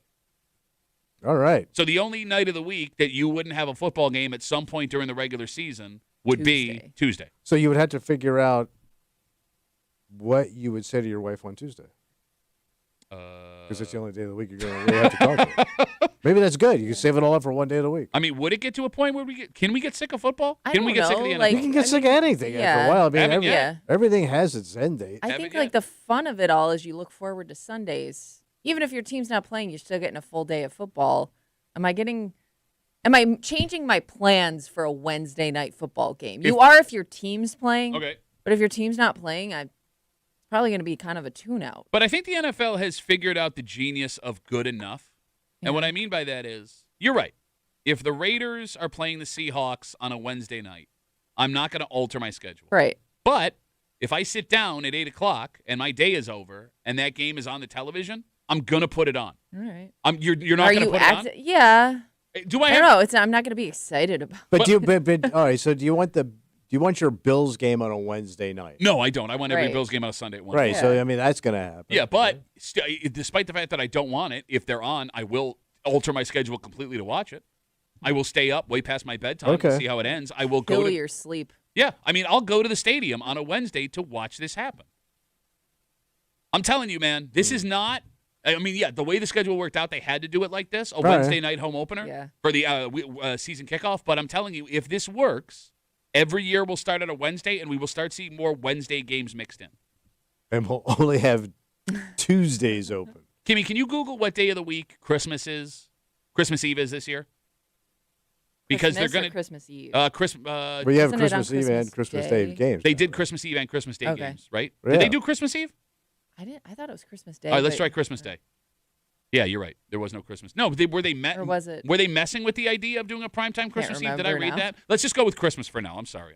Because it was on Netflix. You're right. It's a Friday. All right, so that works for him. So Christmas as a Friday. So you wouldn't have to alter the schedule in any way. Okay. It always goes one day past, right? So it'll be Saturday, then it'll be. So 2 years from now, when Christmas is on a Sunday, are they going to do a full slate of NFL games on Christmas? Oh, just run the season. In the past, before they played Christmas games, they would move it to Christmas Eve. If Christmas was on a Sunday, they would play all of the NFL games on Saturday. Oh, so Christmas Day could have a full slate of games. What benefits the NFL more? Is it to have 2 premier games while everyone's sitting around, or is it to run the full slate of games? Yeah, because everybody gets to see their team on Christmas Day. Yeah. I think that's a smarter move. Because now I'm not stuck watching some teams I don't care about. I'll see my team. What are the stadiums going to look like, though? Packed. I think people would make it a family Bro, it'll game. be packed. You know what a diehard fan I am. Yeah. You know I have my season tickets. Yeah. I don't think I'm able to get out of the house. You don't think? You don't think like you could make it a family event? Real men with the cost who run their houses will be there. Bro, I'm telling you, man. I don't think I would even have the balls to ask my wife. I bet you it's slammed. I can't imagine. I mean, it's going to be everybody in their Christmas sweaters and Santa costumes, and it's going to be full. Yeah, because you can open up the gifts early, then go to the game. Okay. Not us, right? If it's a 1 o'clock Bills game? That'd be tough. No, but if you live in town, you could. If you live in Philadelphia, you live near the stadium, you could see the kids open up the gifts and go to the game. I guess. Ooh, right? Maybe. I mean, if you lived in Buffalo, you could make it work. Right. What do you mean? Tailgate starts at 9. The lots open at 9 and people are in line. Okay, well, you're not getting everything. Then I'm not going. Then I don't want to go. I don't want to go then. Well, stay home. No, fine. Good. After what you just paid for the tickets? No, I know. Well, that's kind of what I'm worried about here is, let's say, and by the way, every Christmas Eve or Christmas Day game we've seen so far, they're competitive teams. Take your favorite kid. That's what it would come down to. Merry Christmas, you're number 2. Yeah. Have a good, fun day with your mom. All right. 252 WCMF. Again, the NFL will kick off for the first time ever their season on a Wednesday night thanks to a weird federal rule where they are not allowed to play football on Fridays after a certain point because of the way the calendar's worked out. So it'll be Wednesday night opener with the Seahawks at home. It'll then become Australia game Thursday night. I do feel bad for those teams. The Australian game? 13-hour difference. Oh, God. Then you have from Friday till next Sunday to let your body adjust back to. And then you had that long-ass flight home. Yeah.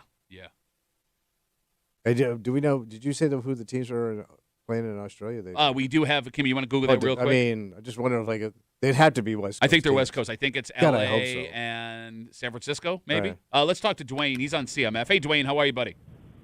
Good. You got one problem with the Sunday football game on Christmas. What's that? It's leap year. It goes from Saturday to Monday. Oh, so no problem then. The NFL lucked out again. Even the calendars are working in the NFL's favor. Dwayne, thanks for the call, buddy. Have a good rest of the day. Bet. All right, so you'll just have your 2 Christmas Eve games on. The 49ers and Rams. Yeah, cool. All right. Yeah, so there you go. West Coast teams going to Australia. All right. Wait a minute. Okay, so then I'm not going to do the math. Never mind. Let's move on. You judge people based on what they wear. Oh, yeah. And I think the time we do that the most is when we are teenagers. In fact, Kimmy, you will look at somebody as a teenager when you're a teenager based on what they're wearing and how they're styled, and you will be able to tell their entire personality. Mm-hmm. You put your personality out based on the brands that you wore when you were in high school. Sure. It says a lot about it. You can express yourself. Yep. So based on that, something I found out over the weekend. What was that? With recent trends, everyone listening would hate their kid. Right now? Yep. Your current kid. My daughters, my current children, not future children. The current ass child. My daughters asked to buy 3 brands that have existed since I was in high school. And Kimmy, these were huge when we were in high school. Oh, so they're coming back around. But were they big to us? Oh, yeah. Okay. Well, when you say us, what do you mean? Well, I don't know, because like certain, I guess, brands may have been unattainable. We all had friends that wore these. All right. We all had friends that wore these. And the fact that my now 13 and 15-year-old daughters in the year 2026 want these items makes me despise them as people. Whoa. And I'll explain everything next here in the break room on CMF.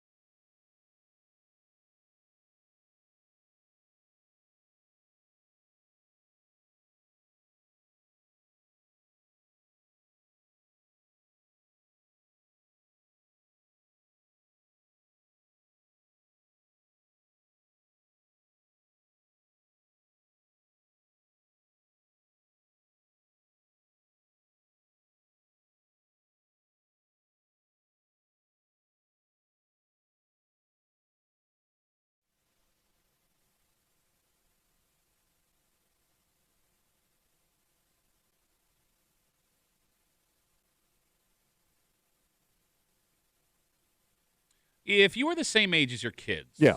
you think you'd be friends? Would you want to party with them? Like if I met my own self back in the day? No, I'm talking, you don't have kids, so this is a tough question. Right. I asked the people that have their own children. All right. Back to the future scenario. Oh, I got you. If all of a sudden today you ran into your children and you guys are both the same age, based on how they looked, what type of person would they be? Because a lot of us, when we were kids, put the kind of person we were and the type of people we judged on what they wore. Yeah. And if that's how we are judging our children now, I've got some bad news. All right. You're hanging out in the break room, Rochester's Classic Rock, 96.5, WCMF, as we just told you. We have a 4-pack of tickets to go see your Rochester Red Wings open the season Tuesday, March 31st, a week from tomorrow, at ESL Ballpark at 4:05 against the Scranton Wilkes-Barre Rail Riders.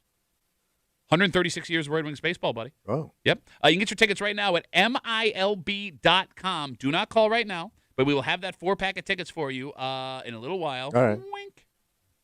You talk to Mason. Yeah, I'll wink at his big cutout in our live stream right now. Yeah. Wink right at him. So sit tight. We'll get you that 4-pack of tickets in just a little while here in the break room on CMF. Friday night, I walk into an argument between my wife and my 15-year-old daughter. What happened? My daughter wanted a shirt that my wife would not let her get. Too much? It wasn't too much.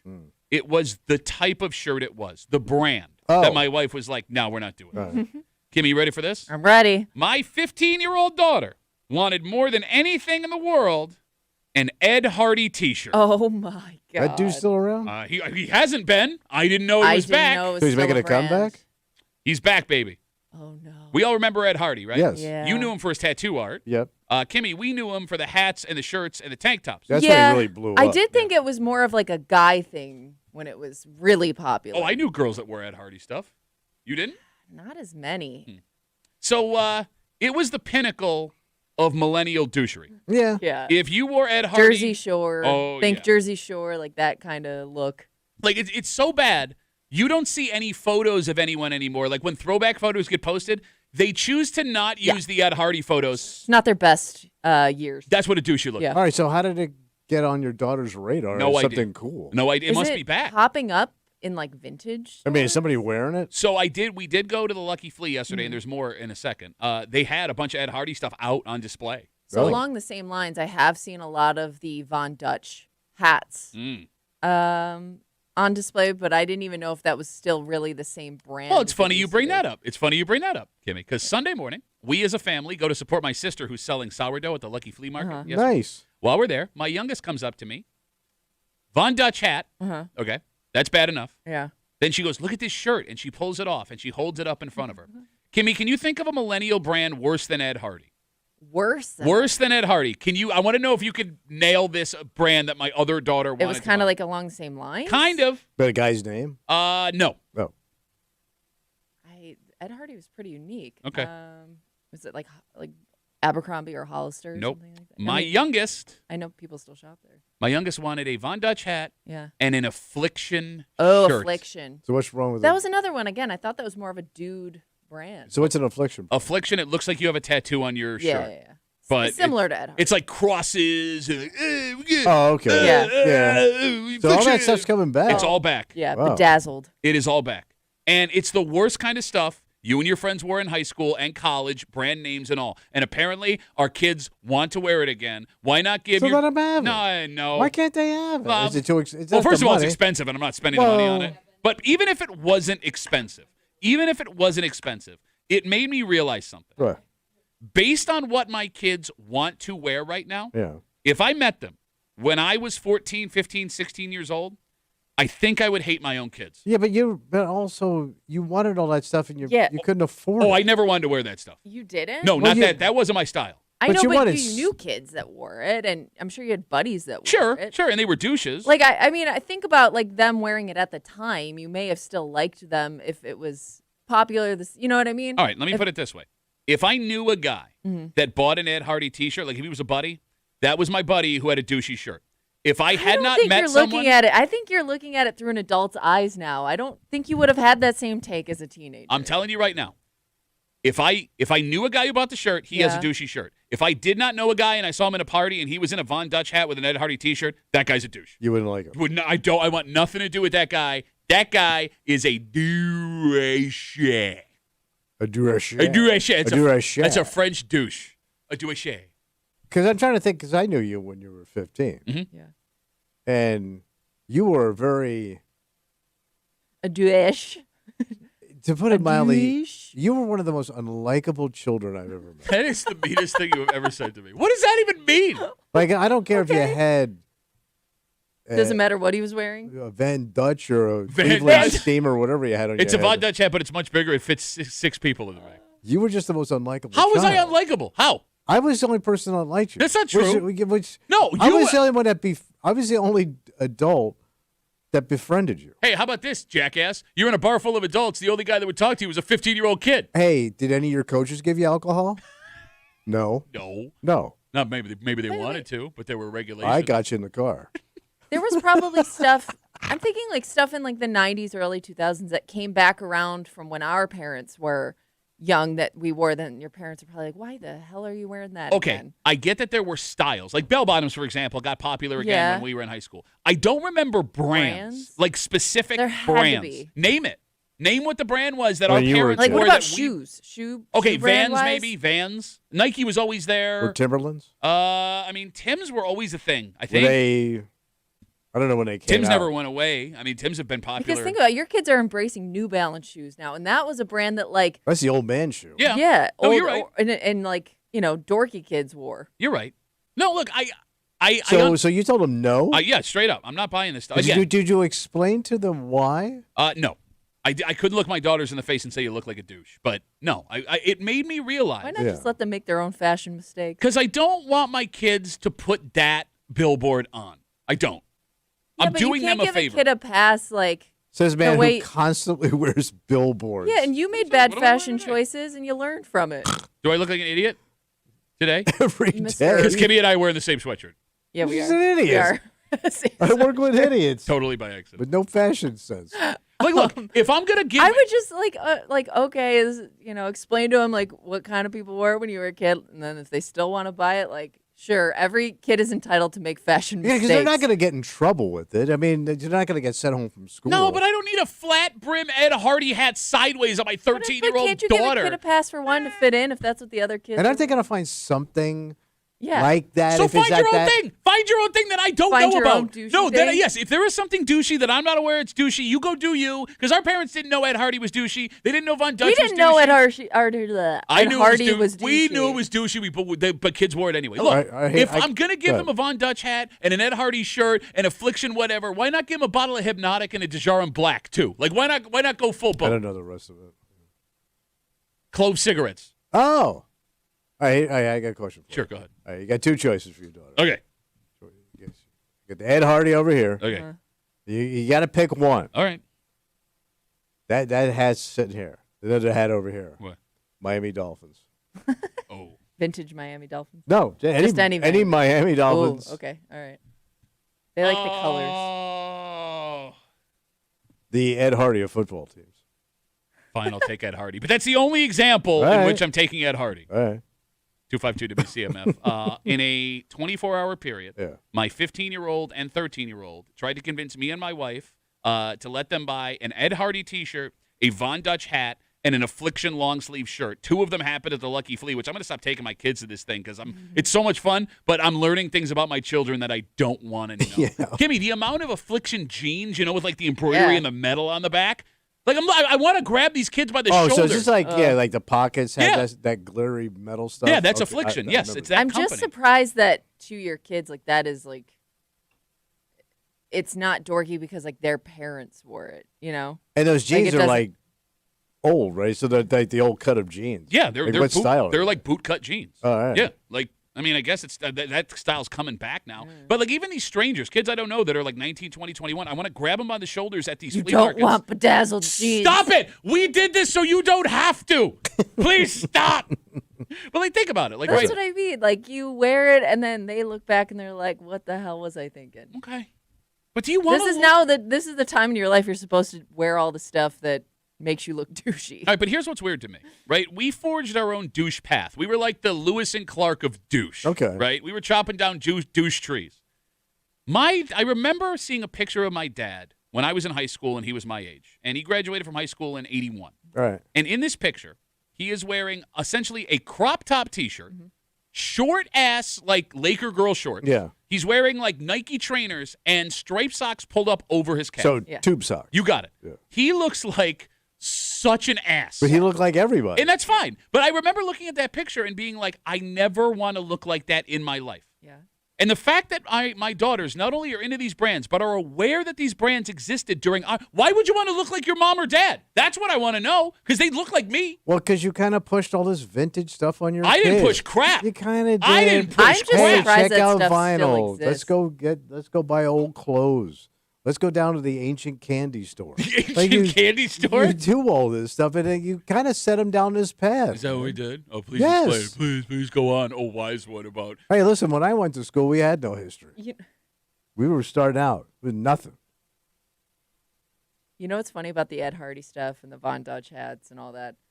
I never thought it would come back around again because it's a style I thought that the guys who loved it never gave up. Oh, good You know what call. I mean? Yeah. Like But he's still wearing I'm it? surprised that all that stuff is out there on the secondary market only because I would think it's still sitting in people's closets. All right, the Affliction stuff, I agree with you. I can't remember the last time I saw an Ed Hardy shirt before yesterday. When's the last time you saw it? Or a Von Dutch hat? When's the last time you saw a Von Dutch hat? Yeah. Right? Reruns of that Paris Hilton reality show? All right. So, all right. If your kids are at an age where they can pick and choose what they put on, Yeah. right? If you were their age and you saw them standing around just based on what they're wearing, would you want to talk to your kids? And if we break this down doing Millennial and Gen Xers, like what different stuff you put on meant to the people around you? Because I am a firm believer in when you are that age, you are wearing stuff to identify yourself with like another crew that's similar with you. Oh, yeah. All right, Kimmy, I'm going to need you here. Right? Like, if we break down what these brands meant, like the Ed Hardy stuff kind of went with Von Dutch and the pink polos and the pop collars. Those kids had enough money to buy it and wanted you to be impressed. And they were cool. They were ready to party.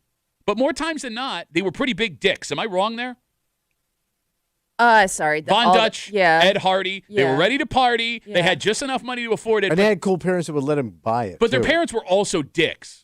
Yeah, but you wanted those dick Like- parents because you also wanted to have that No, stuff. but that's the party you went to, and Dad, he was that dad that like only worked out his arms, right? And he wore like a tight white T-shirt, and you could clearly see his nipple hair through the white shirt. And he had like a loud colored mixed drink in a clear cup. Right. And like, hey guys, you gotta have some beers, but be cool. All right? Everybody be cool. Ow, ow, ow.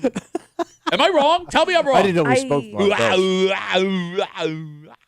I'm kind of remembering like the Ed Hardy era of clothing more in college than in high school because I remember in high school it was more that super preppy like double popped collar, The kids that had polo shirt. but the Ed Hardy kids were those kids in where I was growing up. I don't know. Then you have the other stuff that's back. What's so that? we've talked at length about how Jinko jeans are back, the flappy jeans, Yeah. right? Man, you were the king flap. I was King Flap. But those kids, when You we were the Grand Marshal one year, weren't you? Grand Marshal of Flap. Yeah.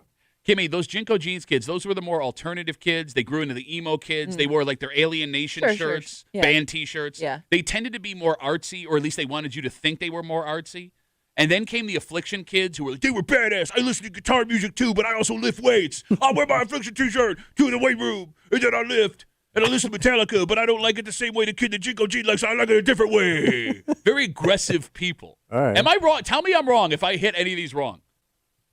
No, you're pretty spot on. Okay, like you wouldn't want your kid to be Affliction kid. I You think wouldn't. my husband definitely had at least one or two afflictions. 100%. Your husband is Affliction guy. Yes, and that's He had okay. a range. That's okay. I mean, am I missing any other brands that spoke to millennials? 252 WCMF brands that were prominent back in the day that illustrated So you.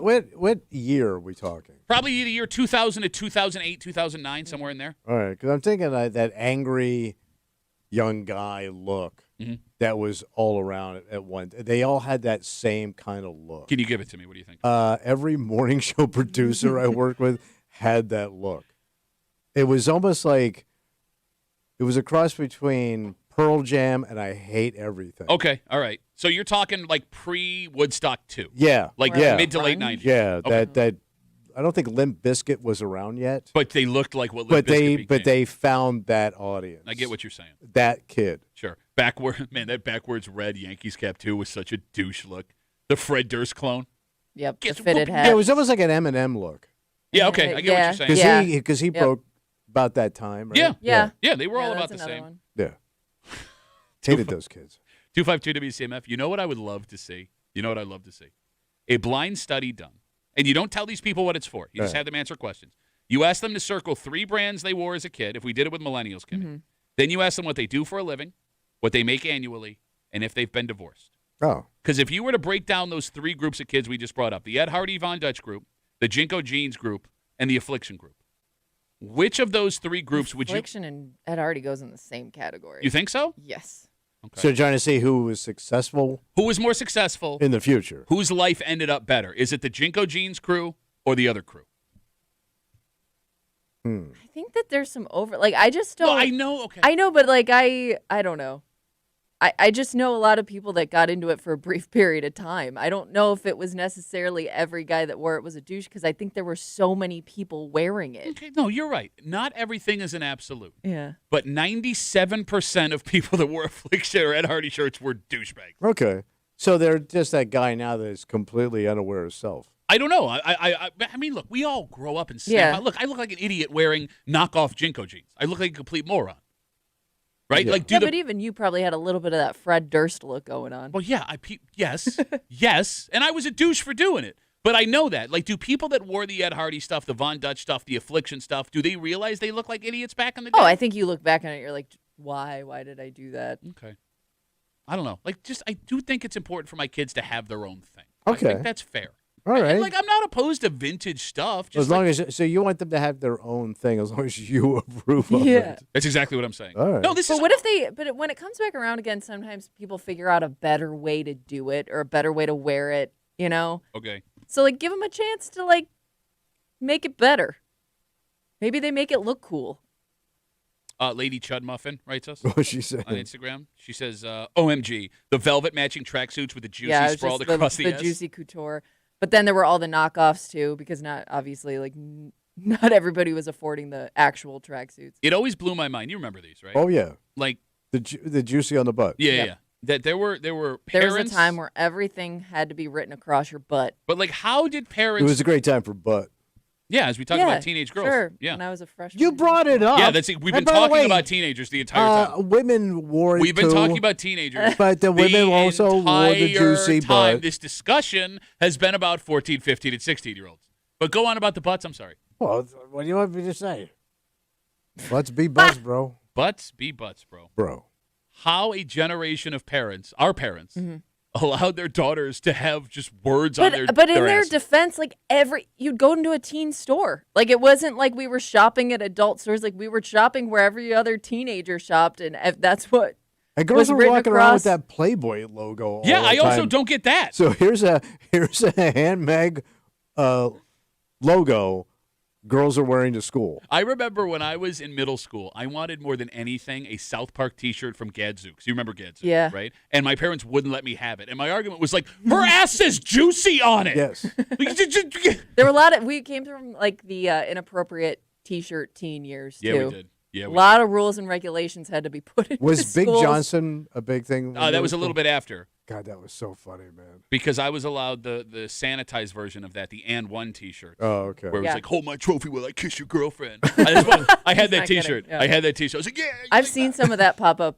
In the And vintage One is stores. back? Well, no, in the vintage stores, I've seen And One stuff. Okay. Yeah, my daughter did buy yesterday a pair of knockoff jean shorts, knockoff Affliction jean shorts. Wait, the old school jean shorts? Yeah, they have metal attachments on the Oh. back of them, and I'm just like, you gotta be. What are we doing? Can't wear those at the airport. What? All right, let's take a break. You grow up and you realize some things are more important than what you're wearing, Okay. right? Like you don't want to waste very your time. superficial. Yeah. Like you want to keep your yard nice. Oh, yeah, it's that time of the year. It is that time of the year, and if you are someone who lives in a place where critters come get after the stuff that you have, Yeah. there is a secret that apparently everyone is using. So I guess it's not much of a secret anymore. But this seems like one of those things that somebody did it once. Yeah. Somebody's like, you look like an idiot. And they were like, no, it works. And then somebody else did it, and now everyone believes it works. And there must be people, based on how popular this has become, that are doing this. We'll get to that in a second. But first, what's that? Your Rochester Red Wings kick off a week from tomorrow, March 31st at ESL Ballpark, 4:05 first pitch against the Scranton Wilkes-Barre Rail Riders. The 136th year of International League Baseball for the Rochester Red Wings. You get your tickets at MILB.com, or you can call us right now. A 4-pack of tickets for opening day, 252-WCMF, 252-9263. I'll see you out there. Oh, you going? Season ticket holder, buddy. Wow, look at you. It's the smartest thing I've ever done. I am so excited. Well, it's because I get to get away from you. There's no chance I will run into you there, which is why I got the ticket. I guarantee it. 4-pack of tickets, 252-WCMF, 252-9263. Good luck from your friends here on CMF. I'm curious if you do this. Me. It's a household item that people are now putting in their yards to keep critters away. Oh, okay. We'll tell you what it is next here in the break room on CMF.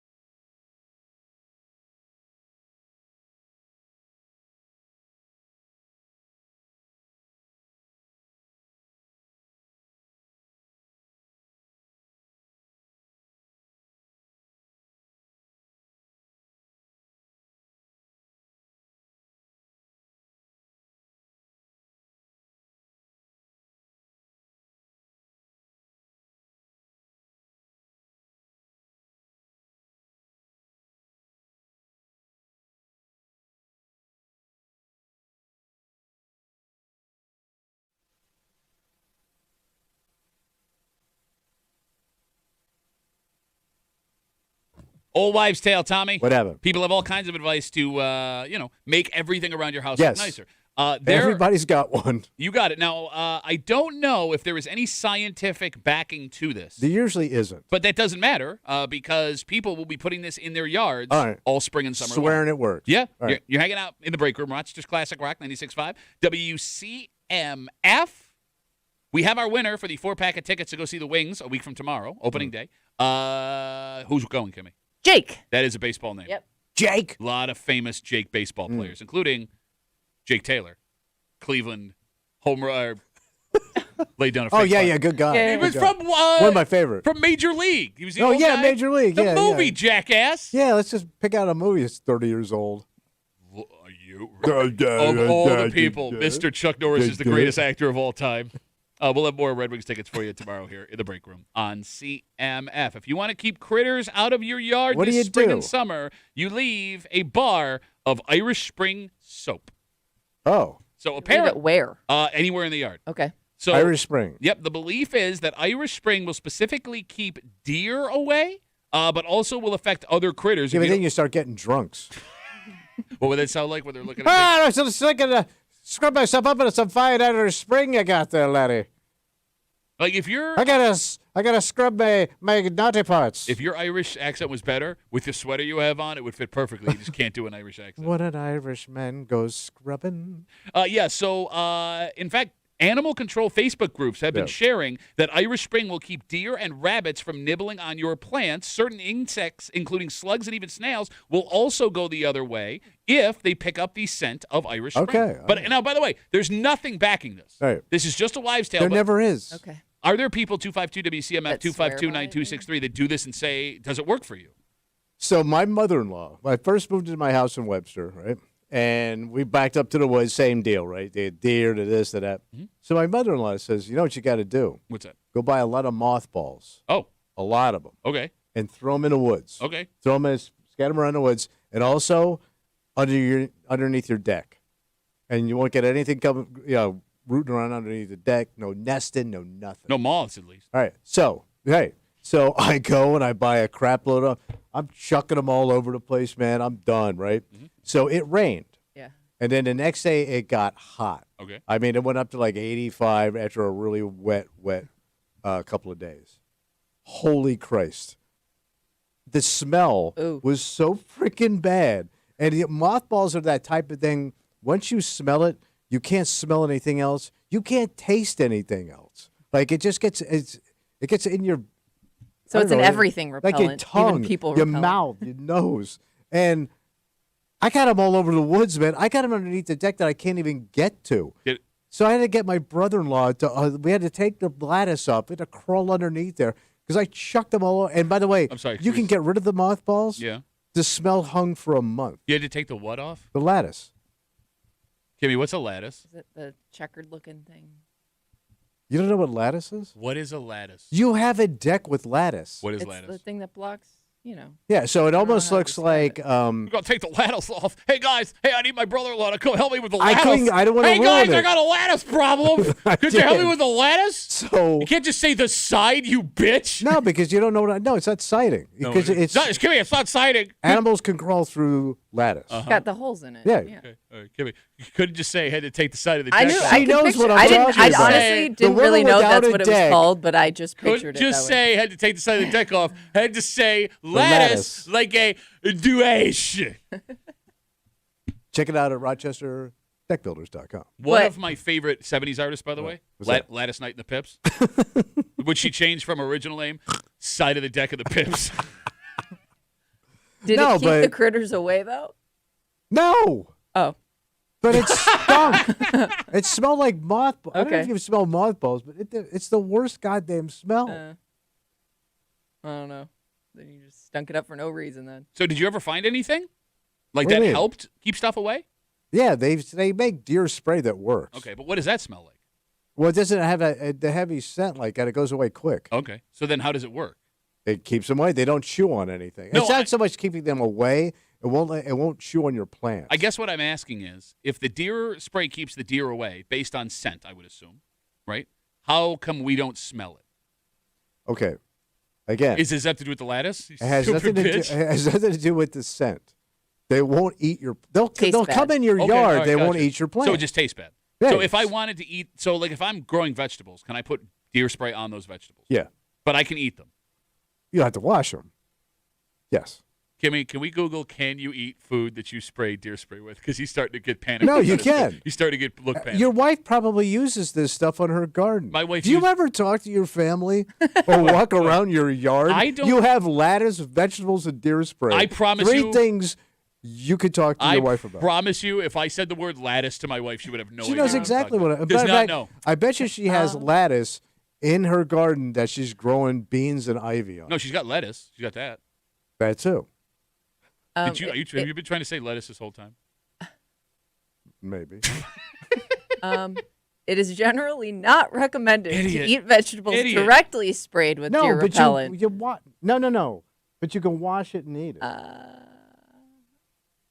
Maybe. Who told you that? I don't know. Who told you The that? It says to spray around the plant rather than on the plant. No, you got to drench it, man. Yeah, who should we listen to?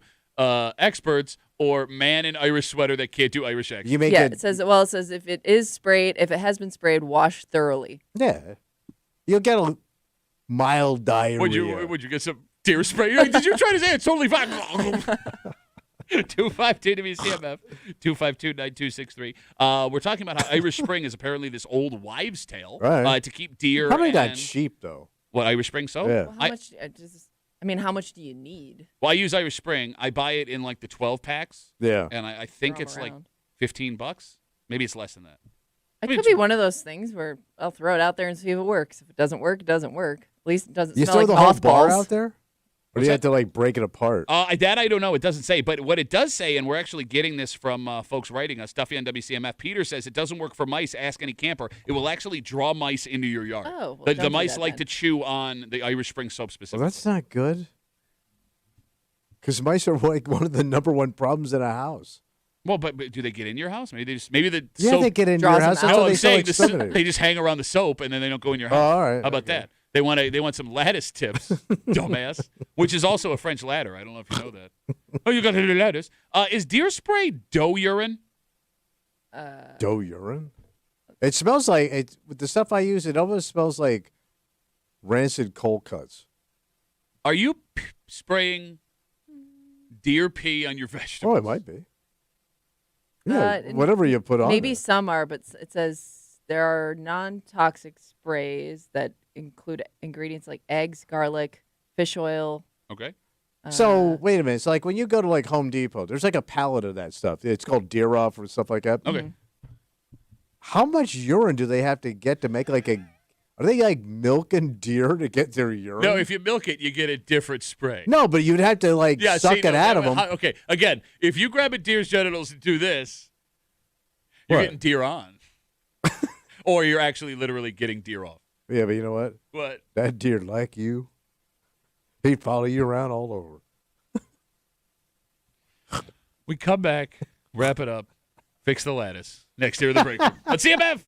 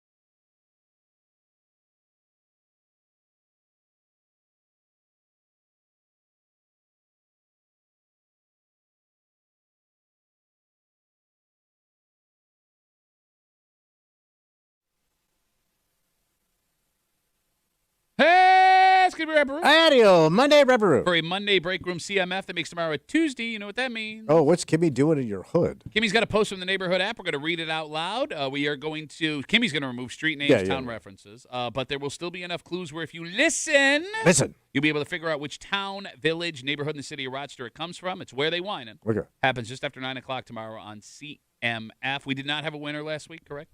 Nope, no winner. No winner. All right. So the hole is gaping and empty. Just like how we like it. All right. We got to get out of the way. For Kimmy, who made a what? Nothing. Okay. Made a dynamite choice in sweatshirt this morning. Yeah. Oh, God. You're both like military drab. It's like Drab Green Day. No, one of the worst bands out there right now. Drab Green Day. I thought they broke up. For Tommy Muley, who broke up with everybody he's ever been around. I'm your only friend left. Your wife is leaving town again. My name's Pat Duffy. We'll see you tomorrow morning in the break room, 6 a.m. on 96.5 WCMF.